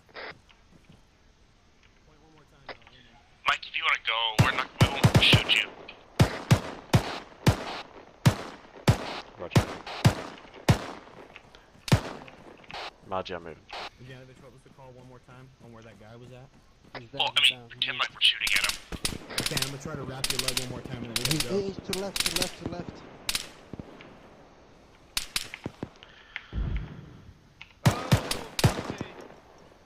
That's not gonna be good. AJ, don't move. Oh shit. Okay, AJ's fucked. IDF, she got me. Roger. Johnson, do something useful, don't look at his Black ass. What was that? Do something useful, don't stare at his ass. I'm out of bandages. That's fine, don't stare at the ground, you have a saw. It shoots bullets. Try that. I just went black. Well then, that was a bad choice. I'm gonna try to move up to the next unit and continue to provide cover for the rest of you two. Yeah, you need some suppressing fire before you move. Team lead and Collins, where are you guys at?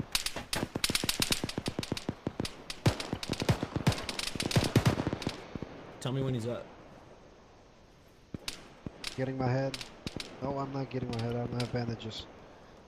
Alpha, this private eye which I'm black on bandages. I'm getting treated by Mike. Time now, over. Can he walk? Nearly. Last leg's coming up now. So, okay, you good to walk. Is your team lead down? He is at the moment. Collins is picking him up right now. The contact that's engaging us right now is just to the left of the top canvas. Pop smoke, right? Back on. Smoke out. Why don't you go over to that rock? Roger, moving.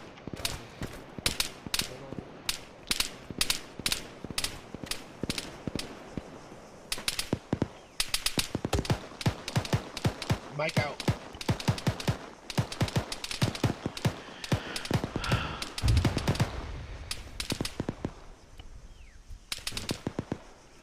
I need CPR. Collins! Hey, my legs are good. You got it going. Yeah, what's up? Push CPR.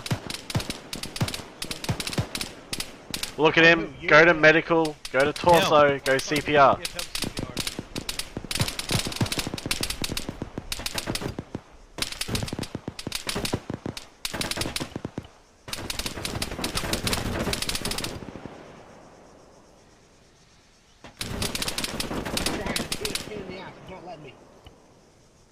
Okay, look at him and go to the fucking medical menu then instead.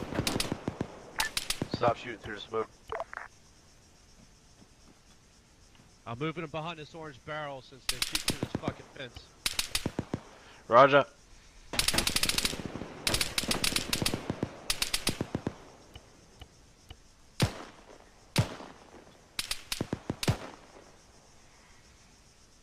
Margie, can you come do CPR? We're still having trouble with it.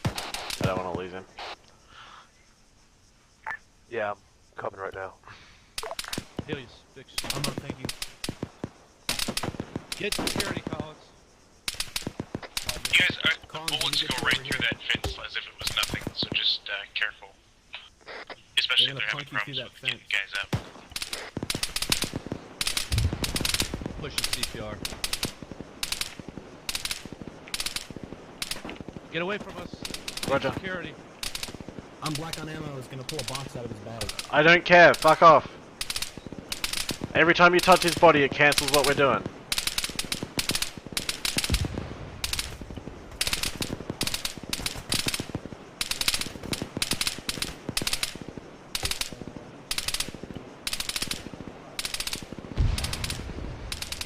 That was a good fucking shot.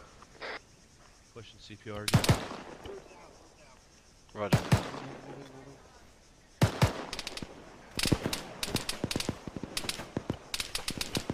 Hey, we got one man down. Johnson is down.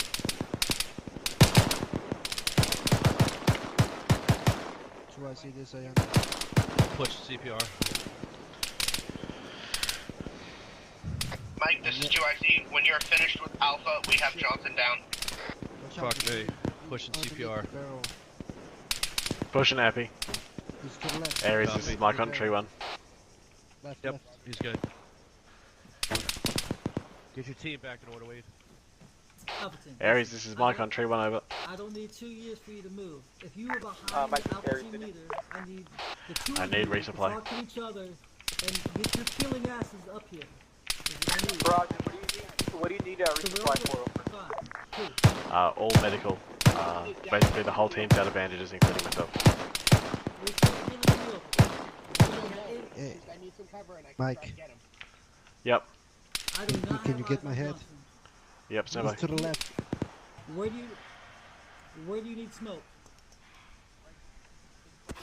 Fuck, that was a shit. Aries, this is Mike.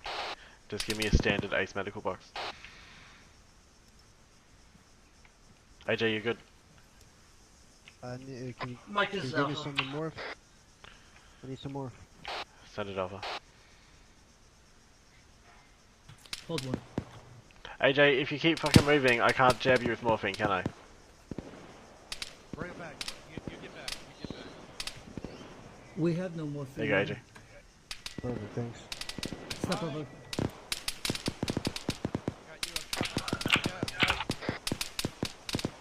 Mike, this is Alpha, over. Send it.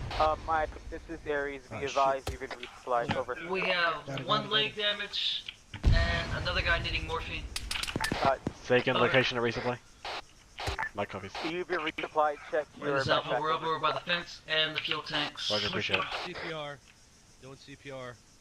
I'll fucking cover us. Do whatever. If fucking AR needs a... If AR needs rounds, I got him in my backpack. One contact. Should have a left, fucking box through the with window backpack. on the left-hand side. Suppress this guy. CPR. I need guys covering sectors so we can protect these people on this fence. We have zero protection. I know she's on the left Is side. it back there? I have Alright, give me a second. Alright, well, y'all out of guys if they can give you a fucking mag. Put a mag in that fucking AR. Johnson's our AR guy. He's down. Okay, alright. Collins, do something. Black on the ammo. CPR. We're getting there, Margie. Yep. Man, whoever's a 40 mic is really nailing it. We can't just sit here.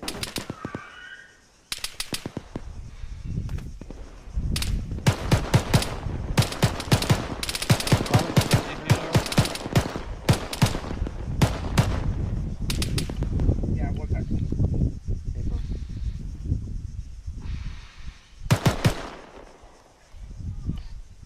Thank you.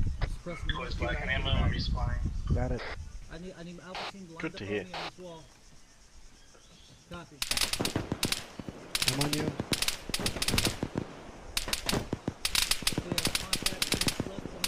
Margie, I'm pushing drugs. Copy.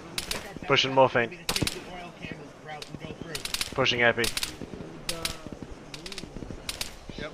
We have to go to the flag. I'm up, That's I'm up. where we have to go. You need to fucking fix your legs, Collins. Alright, left. Wait. I'm holding from the Mike, line up on this left. Alpha-Team, line up on the left side of the tanker. The guys in the middle bunker, on the left side right here. We're gonna press him down, and we're gonna move up this wall on the left-hand side. Copy. Copy. Copy. I just pulled my last box out of your bag. So. We also have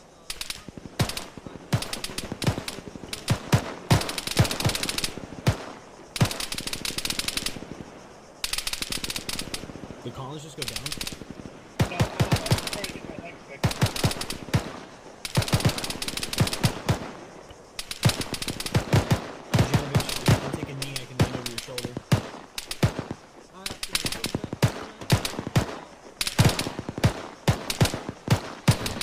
Copy, Janovich, if you want to go first. Moving. What do you mean first? Oh shit, you gotta be kidding me. Are we moving or not? Healing left. Nobody's calling last man. Last man.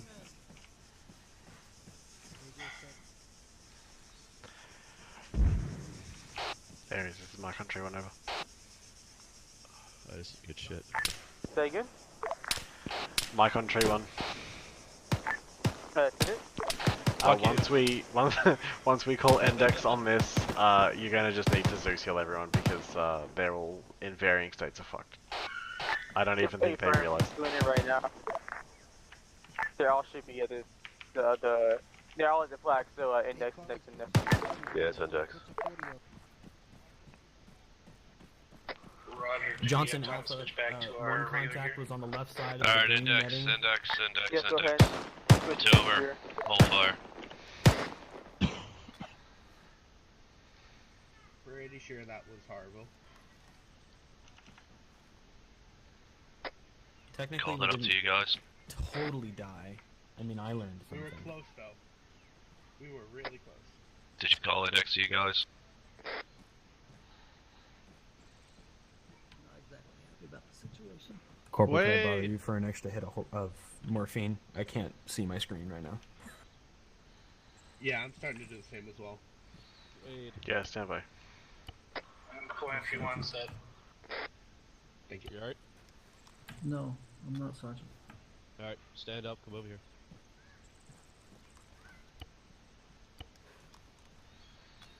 Hold still. Get taken care of. I thought you were talking about real life, Sergeant. I'm talking about that too. I can hear it in your voice. I was in your fucking shoes this day, fucking 9 months, 10 months ago. So yeah. Can I ask you a simple question, Sergeant? Yeah, sure, go. Everyone It's a should bit- no longer be hurting, I'm assuming. It's a video game, so you're supposed to have fun. But how do you take It's it not- from? You take it from fun to listen. You need to fucking get on the same page as me. I mean, how do you do it? Like, I don't expect you to do it today. This was a stress test. It's not meant to fucking completely break you down. It's gonna show your weaknesses, what you need to build off on, and make you grow into a better person. It's like when people didn't say Last Man. I was trying to be like, well, it's a video game. But at the same time, it's like, why are you not doing this? Like, I don't.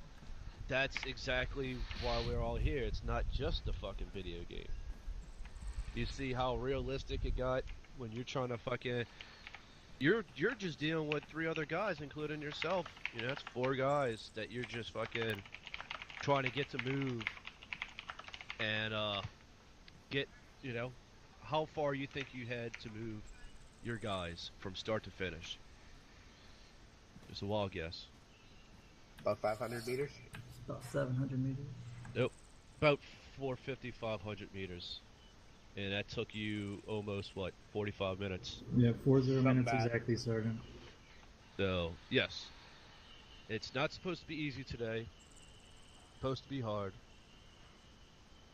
It's not going to be like this when you get billeted. Yes, you're going to have some fucking shit shows that you're going to get into. But it's not going to be like this every time. You're not going to be thrown into a fucking team lead position right away. I'm not going to want one, Sergeant. Oh, come on. I was the same way. I was the same way when I was in your position. Now, let me go run through this fucking course, and it's fucking fun because you know what to do to get through it.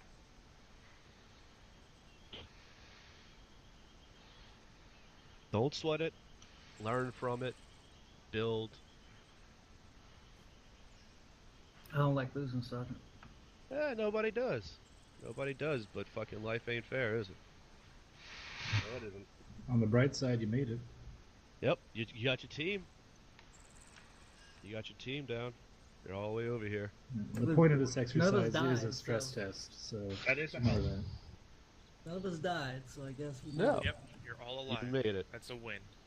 So you didn't fail because if you would have fucking tapped out in the middle of it because it was too fucking hard and gave control of the fucking fire team to your 2IC or to me, then yeah, I would have said you would have fucking failed. Has anybody made it, Sergeant? What do you mean made it? You just made it. No, as in made it to the hill and got y'all. No, we don't go that far. This is it. This is where you got to get to, these flagpoles. Well, then I don't feel as bad. No, yeah, it is stressful. Like it's like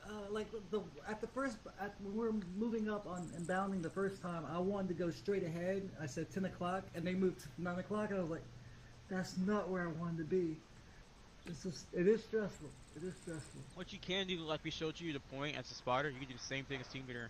Hey, Alpha, move by bearing at 008. I want you to get to those rock walls or whatever. Yeah. You got to be confident in your verbiage and what you're saying. Make sure it's complete and concise and to the point. Tell them, you know, fucking Team 2, I want you to move fucking to the HESCO barriers, you know, Baron, such and such degrees. Move Tom now. We're putting out covering fire. And there's just so much going on in both your ears. It's like, and then you're trying to decipher. That comes with time. Oh, you think that was? You had nobody in your other ear. I was barely. I would come. Oh in. no, I could actually hear you guys too. I'm like, so I know what they're about to do. Cause I can hear you like they're shooting through the shooting through the fence, the netting. I'm like, well, if we're shooting through the netting and they're gonna get down. That's why I said, I want everybody just shooting there. I don't care if you hit anything, just shoot that direction. So, yep. I mean, you made it. You guys are all alive. So, don't beat yourself up. Learn from it. And you're going to get constructive criticism from these guys in a minute. Especially from me. Since we're all here, everybody's healed, I'm going to start it off. Team leading, I know you want to micromanage. But you gotta have faith in your guys to do the right thing. Sometimes the least amount of words is the best.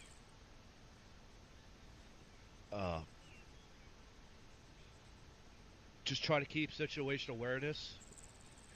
Like, I understand you weren't shooting too much, but at that fact, you could be calling out targets to you guys, especially your battle buddy, your AR. He could be putting suppressive fire down. So, I know it's hard. Your fucking world was flipped upside down, but that's just something to keep in mind. If you're not shooting, you're fucking finding targets. Grenadier, you started putting out rounds towards the end. Probably back behind the house, you could have started putting rounds out. That was around a 350 range. I realized that after we got up closer. I'm like, yeah, I probably should have started dropping them earlier. Right, because what's the conciseness once he started dropping 40 mics, gentlemen? They were fucking great shots. Deadly actually. accurate. Yeah, very good. That's probably the. I don't like to give a lot of compliments all that often, but that was probably the best 40 mics I've seen in OSUT. So that was, you were on target with those 40 mics. So don't be afraid to use them.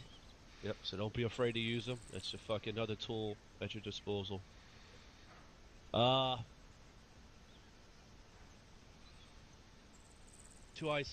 you had to step up a couple of times. You were a little slow on that, but towards the end, when your team lead did go down, you did start kind of gelling into the role. Then again, this is all new to y'all. We are throwing a lot of shit at all y'all, so can't bitch too much. Johnson, you were firing like a fucking madman with that AR. You need to have more control. Way more control. You over there putting out cover fire, shooting through smoke, and I went behind you. I couldn't see dick. You could have been fucking taking the seagulls out of the fucking air for all you knew. That's also dangerous because I believe you might have had a guy or two bound in front of y'all. So just be careful fucking shooting through smoke like that when you can't see what's on the other side. Understood. For everybody, ammo conservation, fucking smoke. There was a lot of bad smokes being thrown, way too many. But that comes with not enough communication on moving. You know, you got to bound by buddy teams. You know, there's 40 all. 2 should cover while 2 move. 1 smoke should be enough for at least 1 buddy team to move. If it's a good place smoke, that should be enough cover for the first buddy team to bound forward, get up base of fire, and let the second one bound up. So just slow down, take a breath, get on the same page, and work as a fucking team. Sorry, I got a question. Yep, send it. How many magazines should we have left right about now? I'm gonna say a lot more than you probably have. Yeah. I have 10 mags left. How many mags do your guys have? Because I heard a couple of them said they went fucking black. I have 2 guys out. I have 4 mags left plus the 1 in the chamber, but I gave 2 to Ionovich. So Ionovich is... Yeah, and I had 2 taken from me. So I got a question here, Wade. So you have 10 mags left. How many Correct. did you fire? Because you should only have 10 magazines in your loadout to start total. Let me check. A second. One mic. I have 3 5.56 regulars mags, split rounds. I have 1 5.56 8.55. I have 1 times 5.56 tracer mag, and I have 2 5.56 tracer mag. Why do I have 2 different tracer mags? Because one's half used. Yeah, that's what I currently have. Alright, well, make sure you check your loadout, because when you start, you should only have 7 standard 30 rounds and 3 tracers in your vest, and 1 box for the AR in your backpack, and that's it. On that, how many boxes do we have left? I know you're I'm on my probably out. last box right now, Sergeant. You I are? had just before I we handed moved up mine to the off. last cover. I pulled the last box from Wade, but I don't think Yanovich went into the field with one. I'm not sure. Okay. Alright. Alright. So, just take that, what I said, some stuff you gotta learn on. It'll get easier once y'all get billeted and do some fucking, practice. So, hand it over to Sergeant Smith since it's getting a little late here. Yep. Oh, the only few things I noticed, communications was awesome in the beginning, and still continued on. It's that y'all movement and momentum. You guys were continuing saying covering move, but then when shit hit the fan, that's when y'all slacked off on the comments about saying your recovery like that, which is totally understandable and very common. You guys aren't in trouble for that, so because it always happens whenever your stuff hits the fan. Comms always slack off.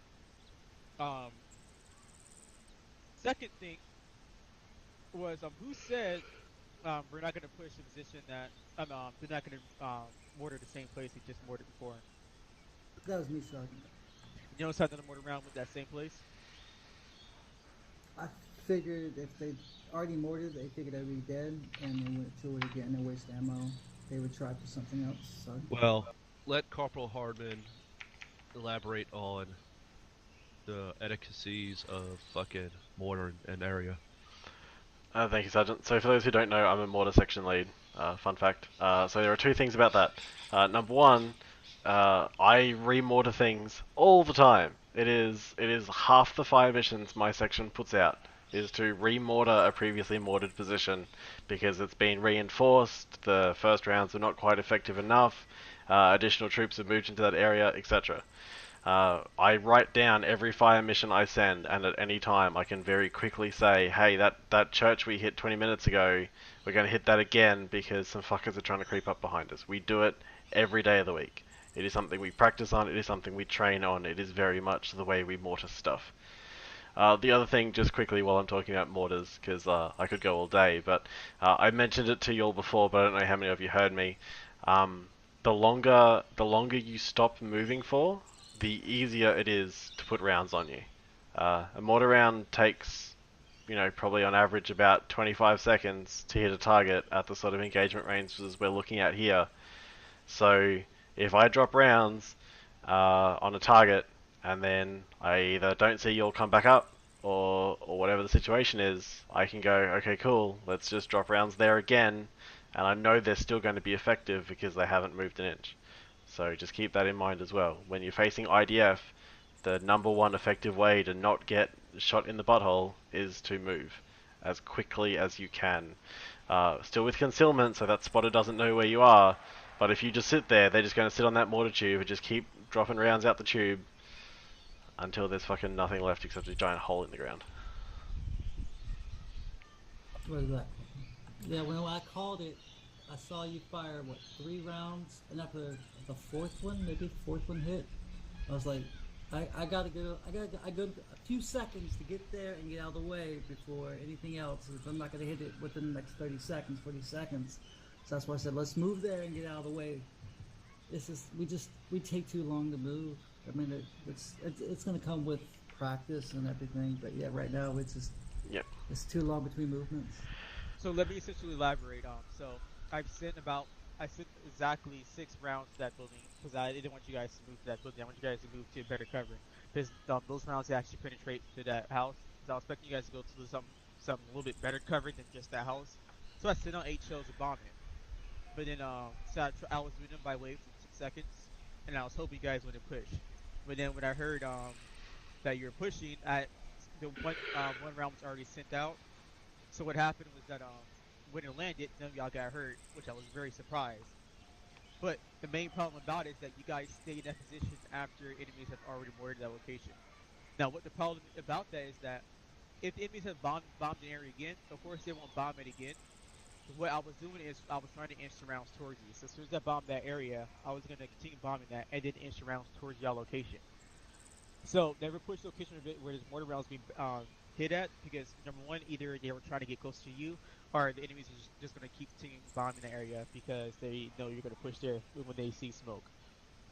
So that was just the main reason for that. If you see an area just got hit by mortar fire, and then you get hit by it, and you did not go wounded consequently from that, make sure you leave them from that location, because they may say, "Oh, I think we just hit somebody. Let's send some more rounds out there." But I didn't do that. So I don't want to do that. Secondly, some of you guys move by yourself, and I hit someone with a mortar round by mistake. I didn't expect you to move by yourself towards that location, and so the round already went out, and then someone went down right here by themselves, and especially you're by the fuel tank. So No, right. Miss Sergeant. It was okay. You don't have to say it was you. I would just say someone. USPs need to step up quicker. That's it. Smokes. It wasn't that much effective when you guys were throwing smokes, but you gotta realize when you throw smoke. Someone ran across the field and smoke and ran away. Not ran away, but it finally gave out. And now it's in the middle of you guys running towards the next cover. And consequently, you guys had to hit deck, and then some of y'all got hit while going across that field. And that's it for me. Just we're less on time. If you do have something to input, please put a Q or C on chat. That way I don't have to keep calling out names and wasting time. Especially with the coin. Thank you, Sergeant. I believe Corporal Hardman had something before me. Corporal Hardman. Thank you both. Just quickly from a medical perspective, for one, I am probably a lot grumpier than any medic you're going to come across. Sorry about that. Again, not a medic. Couple of things to keep in mind. One, if a medic is working on someone who is down or otherwise receiving medical aid, the medic is in charge of that situation. If a medic tells you to do something as part of the course for them working on a wounded person, it is 100% your job to listen to them. Medics are incredibly well trained to take control of their situations, and you need to let them do that. The second thing is, if a medic is working on either you or somebody else, you need to, if it's you, stop fucking moving, and if it's somebody else, stay the fuck away. Every time you move when a medic is working on you, what happens is that the medical action they're performing is cancelled, and the supplies they're using are wasted. So if I'm wrapping your leg in a bandage and someone runs up and bumps you, not only do you not get bandaged, I also lose out on that bandage. So it's incredibly important to not bump someone when they're down, or to move accidentally if you're getting treated. So keep those things in mind. A lot of the time when I was treating you guys today, someone would, run up to talk to me or run up for supplies or for whatever the hell they were trying to do. But a lot of the time we were wasting supplies because I had to do everything 3 or 4 times because we kept losing it.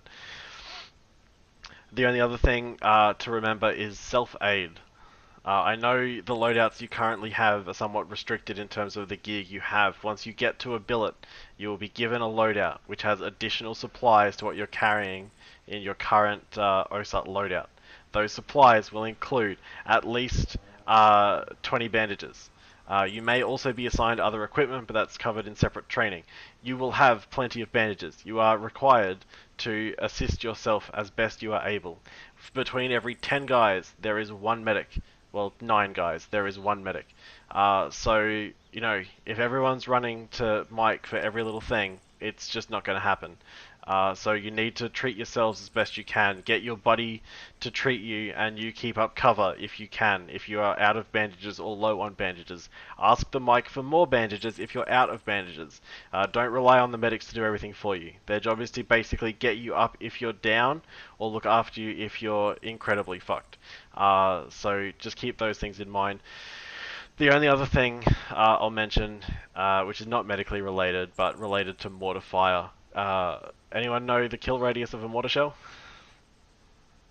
I'm going to go ahead and answer that for you. No, you don't, because you were standing inside it. Whatever situation you end up in, whenever you stop for whatever reason, spread the fuck out. Like, the reason our patrol formations are what they are, the reason our long and short halts are what they are, is so that if one round drops, it can't take out an entire fire team. Like, when we were down at fucking the big white pile of sand down there, 1 mortar round would have easily knocked every single person down there unconscious, if it was well placed. The same with 2 or so well placed 40 mics, or there was a fucking AGS up there that was opening us up as well. Spread it out. Because the other thing too, you can't get treated if the area around you is still exploding. So if you just need to keep all that shit in mind, keep it spread out, and then look after yourselves and everybody else as best you can. Does anyone have any questions for me before I turn this back over? No. Okay, Roger. Sergeant No, Smith, it's all yours. Anyone else? Comment on the medical. Treat your legs first. You can go a while with being fucking injured, but you can't fucking go anywhere when your legs are fucked up. So, if you got to, treat your legs and worry about your fucking upper extremities at some point once you get to good enough cover. That's all. Thank you, Sergeant. Anyone else? Yeah, I have a comment, but I think Sergeant Akalov had something as well, so let him go first. Negative. I think Special Speaker was ahead of me. Go ahead. Thanks, Sergeant. So I guess just real quick, one thing I said that I thought was good was your peaking. You guys rarely peak from the same spot twice, which is very good, so keep that up. And secondly, I just wanted to say that, sorry. So in context, just thinking about how much ammo you guys have left and equipment and how far you moved in 40 minutes, a regular operation that we run is about 2 hours and covers multiple grid squares, which are about 1 kilometer each. So, ammo conservation, tempo, and movement, keep that all in mind. And granted, this test was intended to be a stress test, but overall, not the worst I've seen, not the best, but you guys did a good job overall. That's it. Thanks, Sergeant. Thank you, Special Sergeant Cooper. Thank you, Sergeant Smith. I had a few things, but due to the sake of time, we'll be quick. One thing, I believe it was Sergeant Margiotta that brought about shooting through smoke. You have tracers on. Guess who can see your tracers and where they're coming from? The enemy. So I saw every single one of your tracers coming out of that smoke there, Johnson, as you were firing your AR. And if I had been a mean enemy, I could have shot you multiple times right through the smoke. So just be careful about shooting through smoke. That's one. Also, watch your cover. What you decide to select as cover. For example, that plastic, not plastic, but it's a tin fence right over there. It's a terrible spot because guess what? Bullets can go right through that like paper. So if you're standing behind it, bye-bye. Just got shot. One other thing. Why do you throw smoke? Give me an answer why you throw smoke. To cover your movement? No. Well, there you go. Said to cover movement. You're not covering shit. You're fucking concealing your movement. Conceal movement. That's the thing, is movement. If you just throw it out in the open and then sit there, you've wasted a smoke. So, there's quite a few times that there was smoke out there and no one moved. So if you're throwing smoke, move. And then that was it for me. I got a question, overall, Sergeant. go ahead.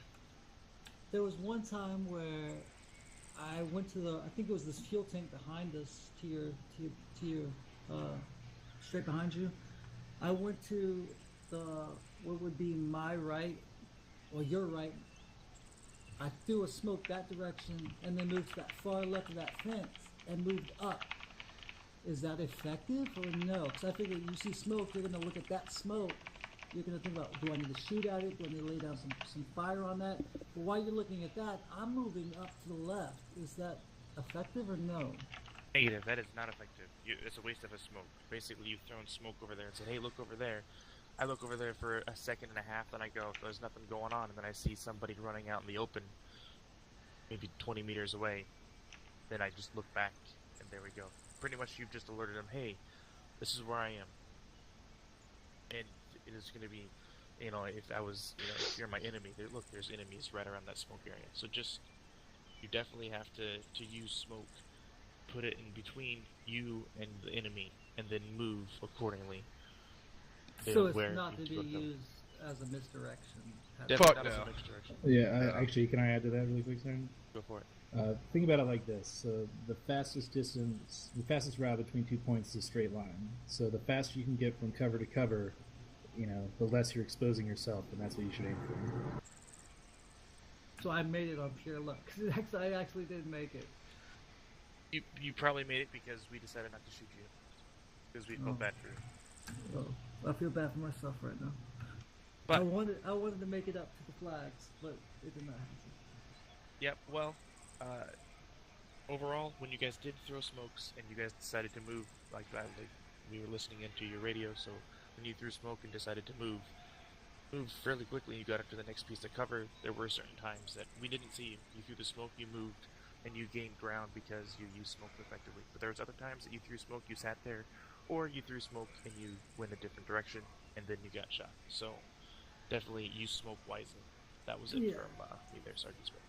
Listening to my squad, I would say most of the smokes were used, and it was just a miss smoke. Like, we got to get used to the ace and how to throw it. But most of them just bounced off the barricade and landed in her face. So yeah, it's definitely something. Does somebody have a spare smoke? I do, Sergeant. I do. Throw it on the ground. Just one. Smoke out. Oh. Back away, guys. Back away from it. So I can't fucking grab it. There you go. Go to smoke to the wrong location, you can throw it and move it. So there you go. I just picked it up and I just tossed it over that way. So you can. That's awesome. You can ace interact on it. Just hit the window key, pick it up, and you can fucking toss it. I don't think any of us knew that, Sergeant. Well, there you do. That's the thing, is that a lot of, like we said earlier, this is constructive criticism, so it's not like we're saying, man, you guys do terrible, because look, every single one of us that are standing here went through the same exact thing. We made the same stupid mistakes that you guys did. So, as it comes with time, that's when you, with practice, with your squad trainings, you're going to learn all of it. But basically, when you get all of your problems shown right in front of you, you know, okay, I know now what not to do. And then the next time when you go through squad training, you'll go, oh yeah, I remember that, don't do that. Oh, I remember not to do that. So that's what this was. Yeah, we just don't have enough time to show you every fucking trick that we know. Thank you, Sergeant. Private Yanovich and Corporal Hartman, and he's the last one. Go ahead. Private Yanovich. Yes, Sergeant. I just have two things. Go on, yelling private. Copy that. Here we go. When you throw a smoke, be sure you know you need to run. Just don't throw it and wait for it, because I got shot, or I think Collins got shot as well, because of the concealment. There was no concealment left because we waited for too long. Well, that's where fucking communication was coming into play. A-firm. Yep. And the second thing, I would recommend, that's how I do it. I don't know what the other gentlemen will say, but when you say 10 o'clock or 11 o'clock, you need to be sure that we're not looking at the same, we're not standing at the same way. So use a reference, maybe a rock, or say move to the left of the jet, the oil tank, whatever. Because when you said 10 o'clock, I was looking at the same place as you were. So try to use a reference or bearing, or point at it if you can. But make sure also, if you point, I'm not standing at the same place. Maybe use also a compass direction. That helps a lot. That's all for me, Sergeant. Thank you, and lastly, Corporal Hartman. Oh, thank you, Sergeant. I didn't really have anything super meaningful, and we're short on time, so I'll give that up. That's fine. Good, Roger. Alright, gentlemen, so this ends day 2. If you do decide to do day 3 of Class Alpha, you can do so. This way you get through the training pipeline very easily, and you graduate within a week. Yes. I noticed that Class Alpha is beginning day 1 this Saturday. Yeah, they... Yes. So he changed, the first sergeant changed the cycle. It's all jacked up right now. Alright. So I guess all his day 2 we're going to come over here for day 3 then. Alright, so ignore what the dumb sergeant said. Instead, we replace that with, see you guys on next Tuesday. We'll be going over day 3, which is your vehicle PID, and everything fun with that. Along with CTP systems, we're able to do that today. Hope you guys were able to get enough notes down. Take this part as action review, as not criticism, but something to help you and may put you in the right path of being a perfect soldier. Any questions from you guys before we close the class? That's all. Sergeant. Negative. All right, awesome. You guys dismiss and enjoy the rest of your Thursday evening and the rest of your weekend, I should say. And you guys could fill in for squad trainings. Sorry, no. Ignore me. You can't fill in for the FTX, but you can fill in for squad trainings coming up on Sunday. As our winter stand down is finally over. Yeah, squad trainings begin in full force starting after the 6th, so there'll be a lot more action. Is there a thing on the forum where we can join that? I'll give you a unit calendar, but you really just show up at the time Yep. and ask if they need fill-ins. They'll post it on the global chat, like the same way how we've been posting down that OSUT will begin in classroom 1 or 2. People, squad leaders will be posting that on that same chat, saying they need 11 Bravo fill-ins. And you just hop on there and tell them. If they don't let you in, just let us know, because they should be having welcome and open doors to any privates. And also, do yourselves a favor, look down through the TeamSpeak. Most, if not every, squad will show what times they do trainings, and you can kind of be prepared. Yep, just click on the squad's channel. Click on the squad channel, you say, oh, such and such squad is at Sunday at 3 o'clock. Boom, there you go. And then you're able to go and fill in where you're able to. That's a big plus. So that was just from Corporal Harmon? Okay. Alright, so yeah, you guys officially dismiss. You guys disconnect from server. Private Collins, I want you to stay back. No if problem. you don't mind staying with me for a minute, Corporal Harmon. Yep, no problem, Sergeant. Good job, Night Dawn. And I will, I'll get with you in a minute, Private Wade. If you want to go down to my channel, you'll find it further down. 1-4 Charlie, right? What did that say? For Private Wade. I never remember where you are. Yeah, Collins, stay up here. For everybody else. No problem. Sergeant Smith, you can stay if you want.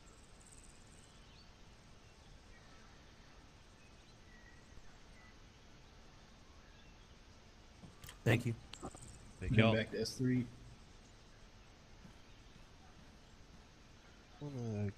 Yep, see you all later on.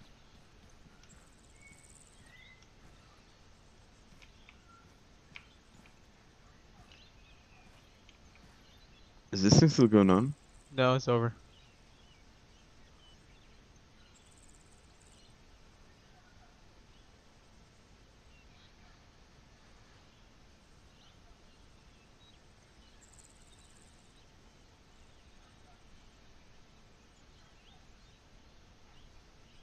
Janovich, Gillen. Where you go down my channel, Johnson. I need all your No, please. I'm looking for your channel now.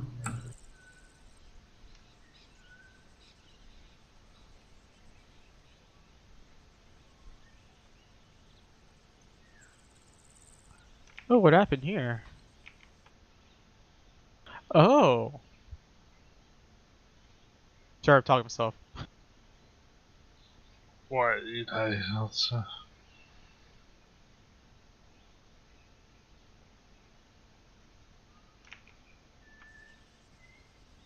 Let's go on S3.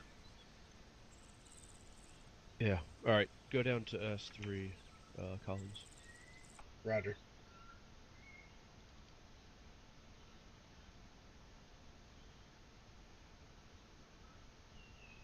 All right. S2 Hang on. instead, Stein's in here. Yep. Oh yeah, we're having a private discussion. Yeah, if you don't mind, Stein, please. Just hop up real quick if you don't mind.